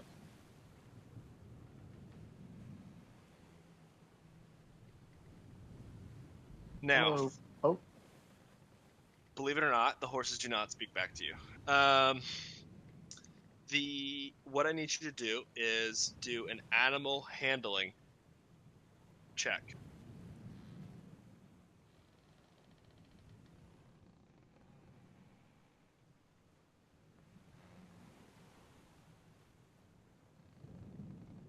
Nice. Hope I don't get kicked in the head. No, that's fine. Yep. Nope. You seem to do a decent job at just picking up the mucking the stables, making sure that everyone just Sizzler. Does Roberto eat, or how does?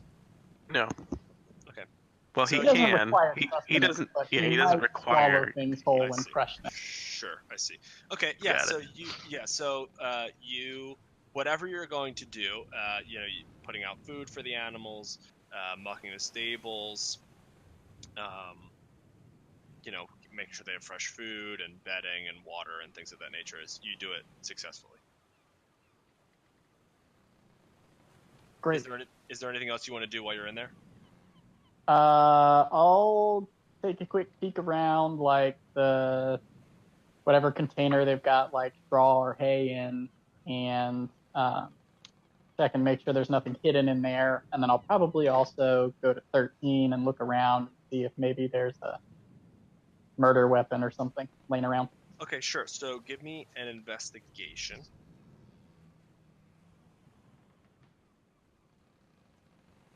Not great. It's not great. Yeah, you don't notice anything. I mean, you find, again, just sort of the typical things that would be in the stables. Just, the hay and water and food and things of that nature, and a big old pile of shit, basically, and, a rake. While you're poking around, you notice that Roberto is definitely eyeing the horses. Great. With that literal dead doll's eyes look. And blinking. Unblinking or blinking?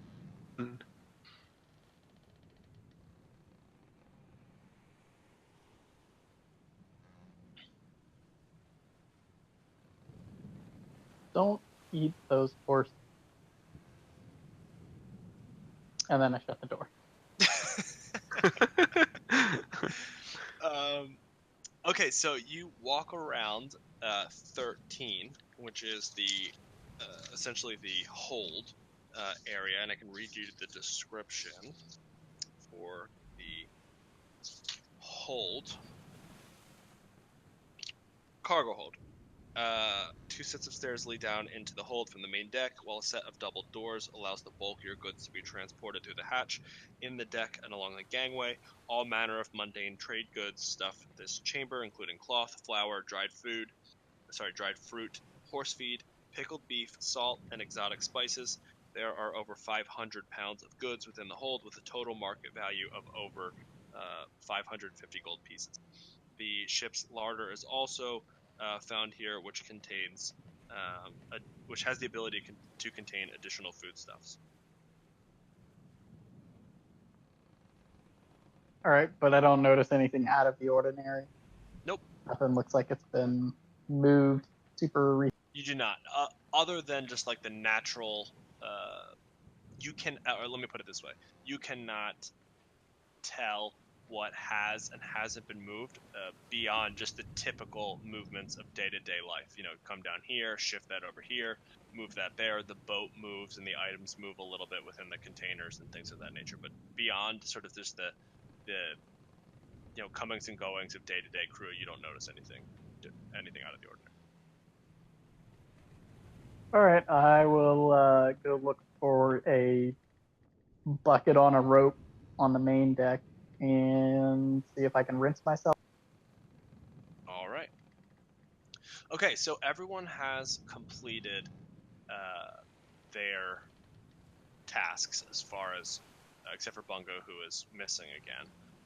But everyone has completed their tasks as far as Rag is concerned. So it's now dark. It has moved into the evening, and you're free to sort of do whatever you want. Seems like the workers from the day shift are sort of either going to bunk up for the evening, or going to dinner, things like that. There's not really a night shift. Like there's no, like as I sort of already described, there's no rowing or anything like that at night. So it's really just like one or two people will walk around and just make sure that they're keeping a lookout. Like the what am I trying to think of? The sail is down, so it's not like the boat is doing anything. Typically at night they put the anchor down as well, so they don't drift too far in any one direction off course. So there's not a whole lot to do at night in terms of work on the boat. It really is just more about watching for animals or other creatures or hazards that may creep up on the boat, or pirates or things of that nature.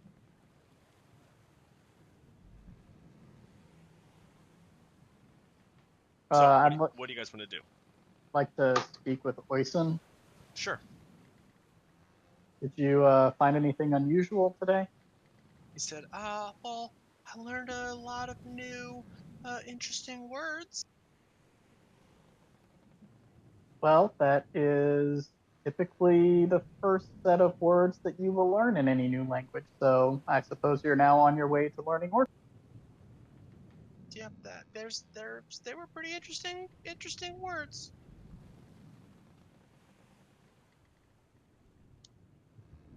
He takes out his little notepad, and he has just curse words written down on the whole thing.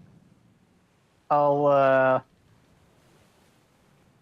try to explain some of the cultural significance of some of them. Okay. All right. Roll a persuasion. Let's just see how this goes. Persuasion? Sure, or just propose something to me. History. No, not history. It's going to be you convincing him that they have cultural significance. They do! Orcs, man. All right, just give me an up-down charisma save then. I mean, it's the same no matter what. Okay. Do a history check. All right. Anything. Propose anything other than a history check. Oh, I guess religion. If some of them might be, No, God. Hey, there are a lot of curse words that are religious in order. I'll let you use history. Not the terrible. Use history. I tried. So you convince him. You talk to him about it, but he seems confused at the end of the conversation. Maybe more so than he even started. Oh well. It's thanks, I guess. What's everyone else doing? Sizzler, Lina, Alden?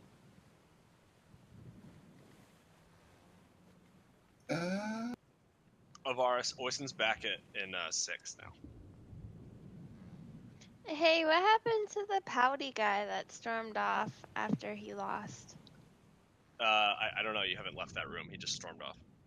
I'm gonna go find him, but I'm gonna try to be sneaky about it. Okay. I'm gonna go check on my my toad. All right. All right. So Lina, for you to be sneaky, I'll just tell you so that you don't have to walk around the entire boat to find him. That he is in 9. He is on the sort of the lower deck, the galley area in room 9.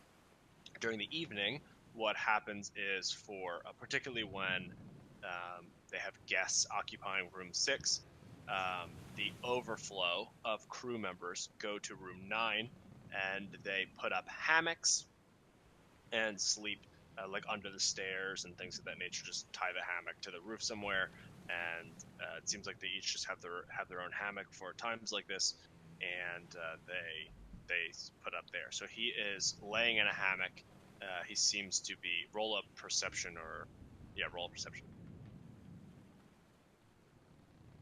Yeah, you can tell that he seems to be sleeping, or at least he's not moving. He's not snoring or anything, but he's in his hammock and he's like sort of turned over on his side.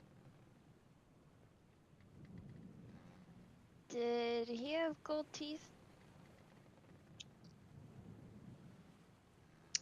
I don't remember. Did you ask when? I don't remember. He did ask about it. If you asked about it, or I think that they were the same people in the room when Alden and Bungo were in there, and they were looking to see whether they had gold teeth, and the answer was no. Then. Are a lot of different orcs sleeping? Yeah, there are, say, a total of 3 orcs sleeping, or laying in their hammocks. Are there others that are awake? Yeah, there are others that are awake. There's several people walking around. I mean, like I said, the night shift or the day shift is ending. Usually the orcs work, unless it's like their day off, the orcs work the full 10 hours. So, there's a lot of people coming off of their shifts. The rest of the orcs are coming off of their shifts. So they're doing one thing or another. They're getting food, they're drinking, they're playing cards, they're having a sort of a grand old time, etc. I'll play cards with the ones that are playing cards, and I'm keeping my eyes out looking for the gold-toothed dude or dudette. Okay. Sure. So back in room 4, eating, drinking, cards. The 2 that were in there sort of that were playing cards with you before have sort of usually they don't take too kindly to outsiders, but they saw how you just like absolutely card sharked their friend who was winning at that time, and so they're tentative with regard to like playing seriously with you, but they like accept you playing with them, which is fairly is no small accomplishment, we shall say, in the half-orc community. But okay, roll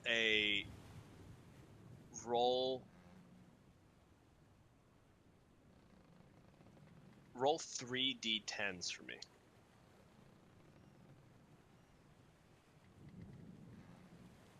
We'll just give some up downs. Okay, so you glance around the room as the people come and go, and we'll say that you see, I don't know, at least 5 new half-orc faces that you hadn't seen before, and you don't get a clear look at all of them, but you do see at least 1 or 2, and you don't see gold teeth on those 1 or 2 new ones. Okay.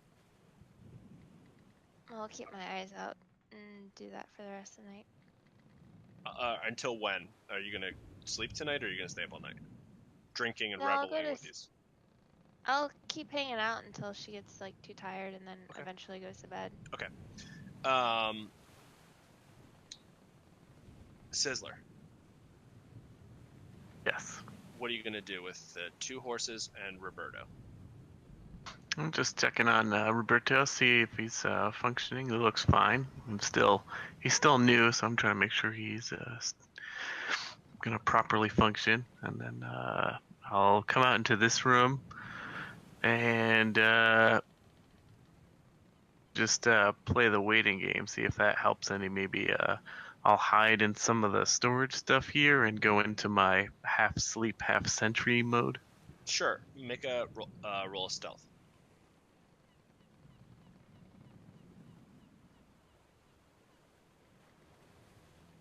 Okay, so you think you're quite well hidden. But yeah, you can go into your sentry sleep mode. All right, so where are we at? Alden. Are they serving my lovely meal? Yeah, they are. They have started to serve your meal. So typically what ends up happening is the food is, we'll say, like brought and put on some sort of serving area in room 4. And so that is what Gashnok did.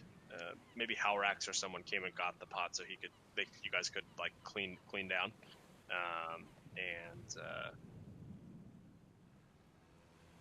So at the moment, am I still in the kitchen with Gosh?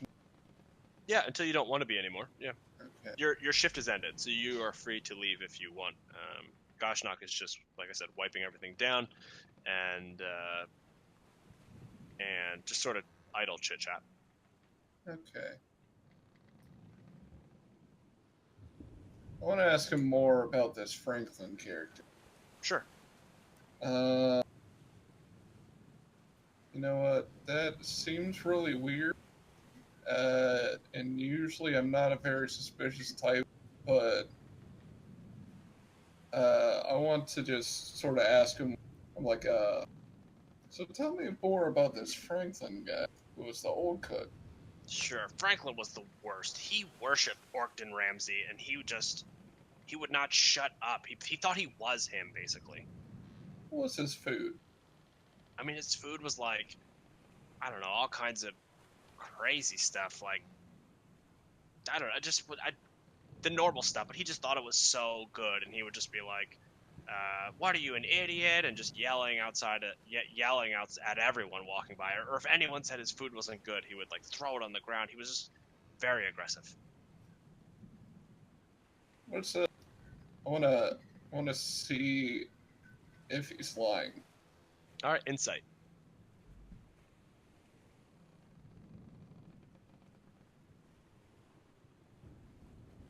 No, you sort of get the impression that he's telling the truth. Okay. It's a little suspicious, but you know what? If that's good enough for me, you know. He's still just like sort of droning on about all the things that Franklin did, like the terrible things. He's like, one time Franklin held 2 pieces of bread to my head and said, "What are you, an idiot sandwich?" I said, that's terrible. What kind of person does that? I'm just gonna like let him vent and sort of be a sympathetic ear for a little bit. But you know, I'm sure that doesn't go on too long. So, like I'll help him clean that down and then go to the mess hall and eat the spoils I have made. Okay. How was the food I made? It's good. It's really good. Yeah, it's good. Nice. Everyone seems to be like pretty happy. So if you came in and you were like, "Hey guys, I made this," like they would. It seems like that would make them I did do that. happy like, to. I hope you guys enjoy this bountiful meal. I helped Gashnok cook. I'll give him more of the credit. Yeah, so like Rag is, after the anchor's down, and Rag is sort of like he's not eating with the crew, but he passed by to grab his food, and he was like, he takes a bite while he's like walking out of the room, and he turns around, he's like, "Alden, what? Did you guys do this?" We did. We are very proud of this meal. He's like, "Man, you should stay in that kitchen with Gashnok. You should just replace him if you want." Oh, I couldn't do that. I couldn't have made this meal without Gashnok's help. He's like, "All right, well, I wouldn't hate it if you were on kitchen duty the rest." And he walks out. That makes me feel pretty good. I'm beaming now. You know, everybody's having a good time. So I wanna go join in the revelry. So what is everybody doing? Yeah, so a couple of them are playing poker with Lina. Otherwise, they're just sort of like enjoying their time off. They're drinking heavily. You sort of get the idea. You and Lina, and anyone who spent sort of an extended period of time the evening before or this evening in room 4 sort of gets the idea that like their sleeping medicine is like drinking themselves to sleep. And they're just pounding drinks, just pounding and pounding drinks. And eating. I mean, basically just eating. They work hard, so they eat a lot as well. And that's just sort of how the night's going. With each sort of passing hour, the din of the room just sort of gets louder and louder and louder as they get drunker and drunker and drunker. And like then instead of like the hands of poker, like people just going like, oh man, I lost. Like they just it's like raucous, like oh, and they're like throwing chairs and just being like very not necessarily aggressive per se toward one another, although that is fairly aggressive, but not in like a menacing way, more in like a drunken brawly kind of a way, like a drunken revelry kind of a way.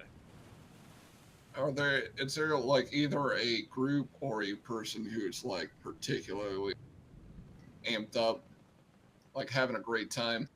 Yeah, I mean the people who are playing with poker with Lina are particularly amped up.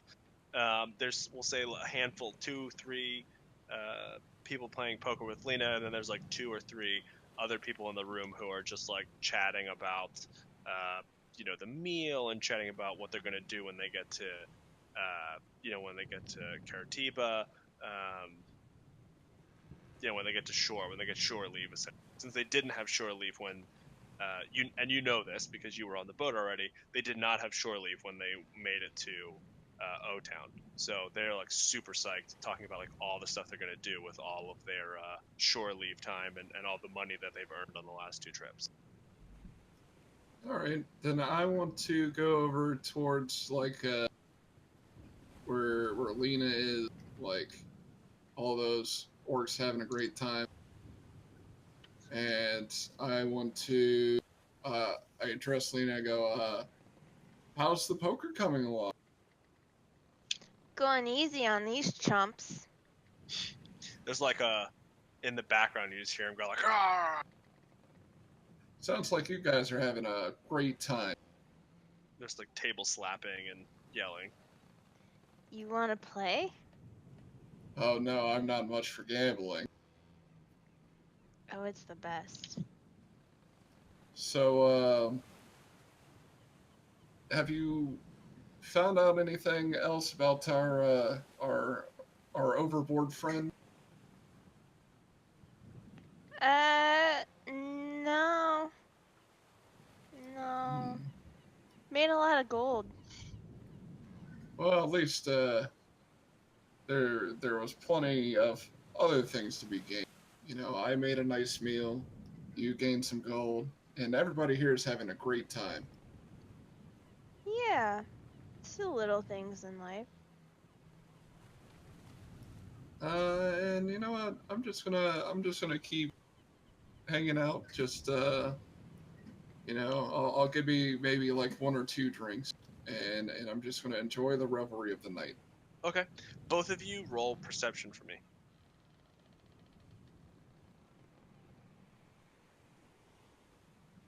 Sure. So you both notice Malira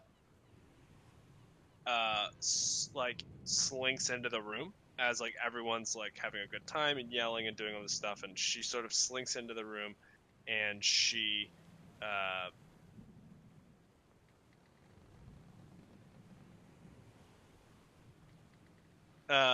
slinks into the room, like gets some food and slinks out of the room immediately.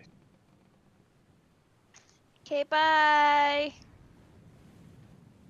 I'm gonna like try to flag her down, or like try to have a conversation, even though as you like motion to her, she shakes her head no, like no, don't.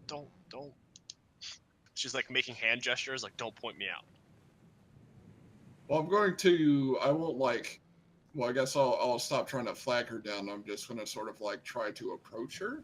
Yeah, sure. She sees you try to like get up when she like makes those like hand motions, so like don't point her out.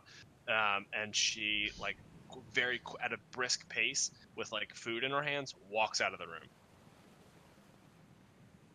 Okay, I want to follow her out of the room. Sure, and she just you see her as you follow her out of the room. You see her like walking at a brisk pace down the stairs to get back to like where your 2 rooms are. Okay.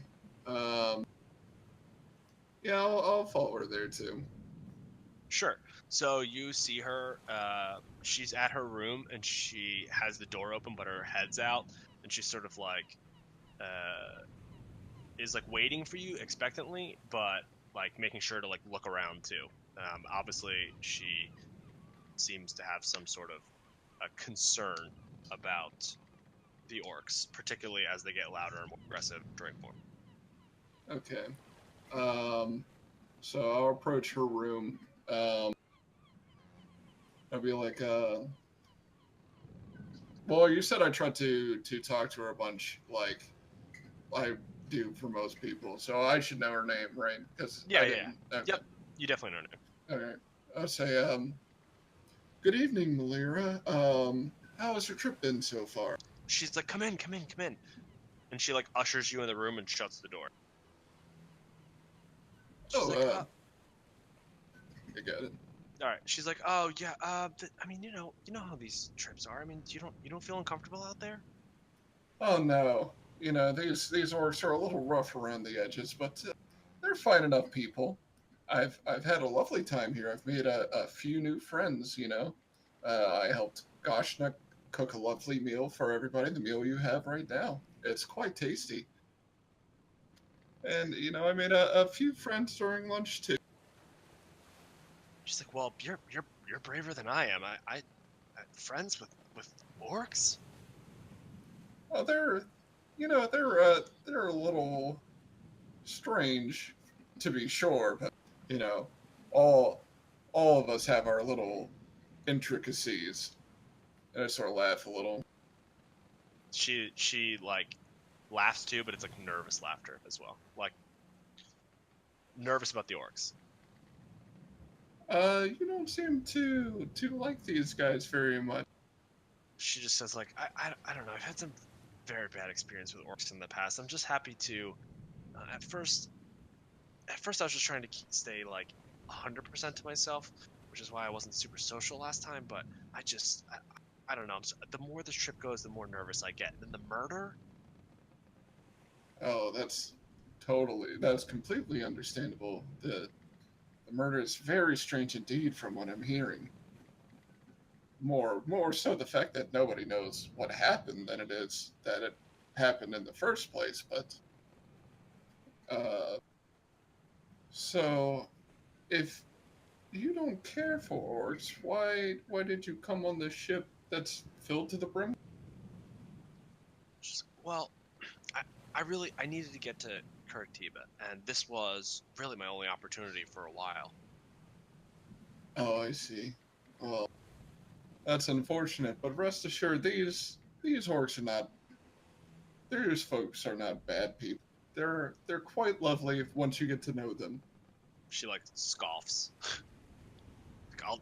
Well, I'm not gonna get to know them, so enjoy. I'm just gonna take a quick look around the room to see if there's anything suspicious. Sure. Roll a perception, and also roll an. You cut out on that last one. Yeah, perception. Oh, I'm sorry. Yeah, perception and insight.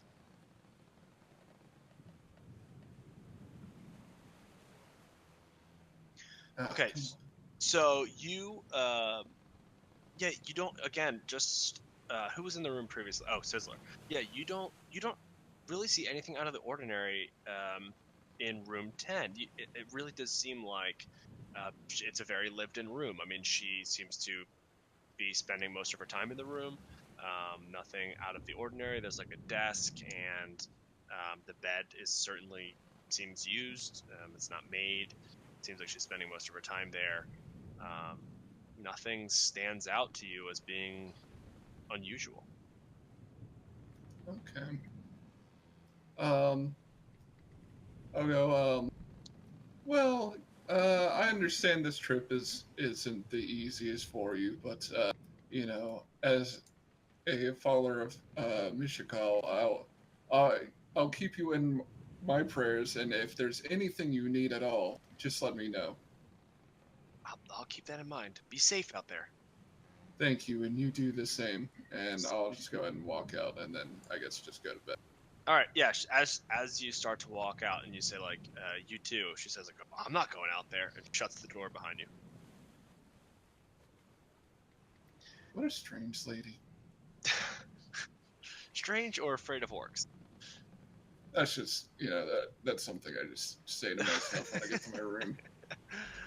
Okay, so Lina, it's much more of the same for the remainder of the evening. If there's not anything else specific that you want to do, nothing changes. Just that as other than the fact that as the drunker they get, the more sort of raucous they get, until it reaches the point where they're starting to like pass out, and several of them are like asleep on the heads down on the table. A couple of them are starting to like literally stumble around the room and like out the door and things of that nature. Yeah, at that point, she's gonna dip out. Okay. And go to sleep. All right. And speaking of Lina, IRL is probably going to sleep too. Yeah, that's fine. Sizzler, we could just sort of end on this night for a second. So Sizzler, you Ivaris, are you and Oysten going to sleep as well?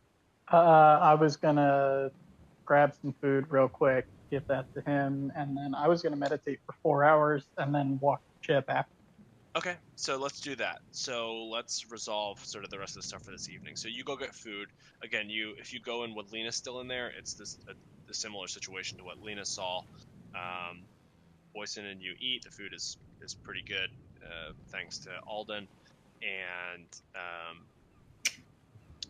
how do you walk the ship? Just opposite the patrol people, Okay. basically. Sort of Sure. do my own little. All right. So the patrol is up on the top deck, up on like 1 and 2, like walking around that when you start your patrol. So where do you go? Do you go down to the lower deck? Yeah, I'll go Or the down to the hold? lower deck and peek around. Okay. Yeah. There's a lot of like snoring, and a couple crew members are sleeping in hammocks, and another couple of crew members are just like passed out wherever, like on the floor, under a hammock.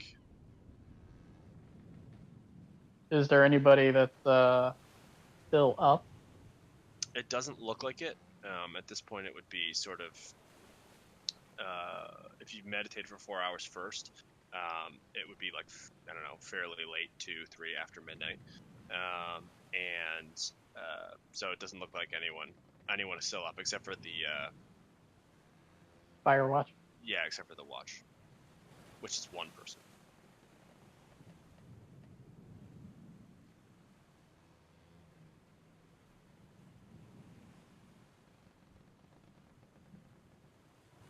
So you hear the watch sort of like walking, making its way down to like 5.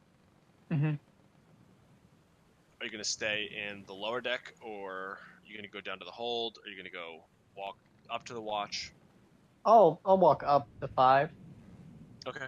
So the watch sees you and like holds the torch out to you quickly, like as it hears like someone coming up the stairs, and like holds the torch out, and you just hear a voice say like, "Who goes there?" Ivaris. You're just like a grunt. You hear a grunt. I'll just give him a nod. Yeah, the orc nods back at you.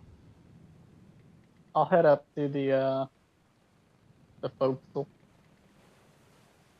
Okay. So the orc just keeps going down, walking through the boat. And yeah, I'll just take another look around here now that there's less people and it's quieter. Sure. You want to do investigate, or you just want to do a perception? How are you doing? I guess I'll just look and see if anything looks out of place. Okay. So go ahead and make a perception for me. Okay. Yep. Nothing seems out of place. There really wasn't a whole lot when you were investigating up there last time. Just the body, and then you saw some of the. There was a pool of blood certainly, and then there were some drag marks, but nothing seems particularly out of the ordinary. Now that there's no body, and it seems like the blood has dried, or otherwise been. Like, You said the drag marks were from the stairs? Correct. The left side or the right? The left side. Is there anything under the stairs? Investigate.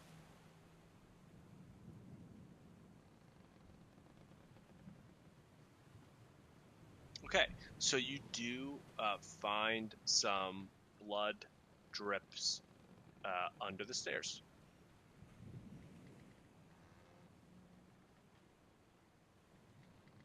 And are they like smeared, like he was dragged from under the stairs? It does seem like no, it doesn't seem like he was dragged from under the stairs, but it certainly seems like he was dragged up the stairs.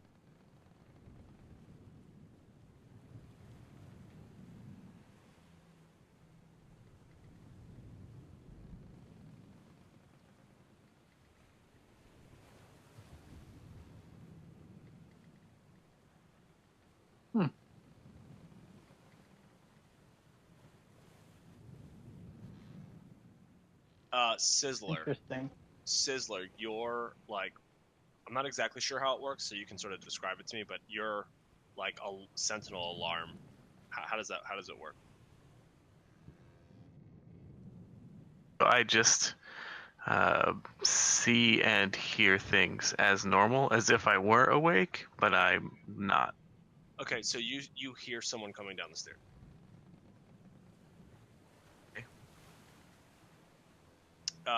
Then you see you see the watch come down the stairs with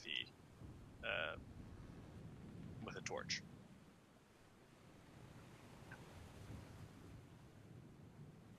I assume I'm still hidden, so I'm just gonna observe. Okay. Like the watch And report. The watch starts to walk around area 13 and just like look around a little bit and like puts the torch like right near you and like looks right at you. And then starts walking. keeps walking around.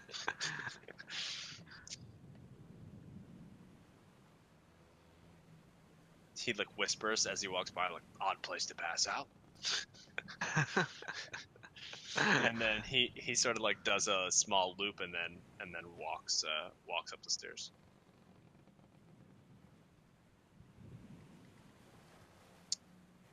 Roll Sizzler, roll a perception for me while like that's going on. Okay, it's too dark for you to see much of anything. All right, so the watch walks away, Sizzler, and then Ivaris. Is there anything else you wanted to do this evening? I was just gonna stand on the forecastle and wait for the sun to come up and watch the sunrise. Okay. All right, so yep, you watch the sunrise. Sizzler, it's otherwise uneventful for you. Alden, it is nothing else specific. You're asleep. You don't hear anything, and the night passes fairly uneventfully. And with that, I think maybe we'll just call it a night a little early tonight. It seems that people are extra tired today, which is fine, and we can pick it up next week. Cool. Happy Halloween. Oh my god. Okay. Happy Halloween, everybody. Spooky.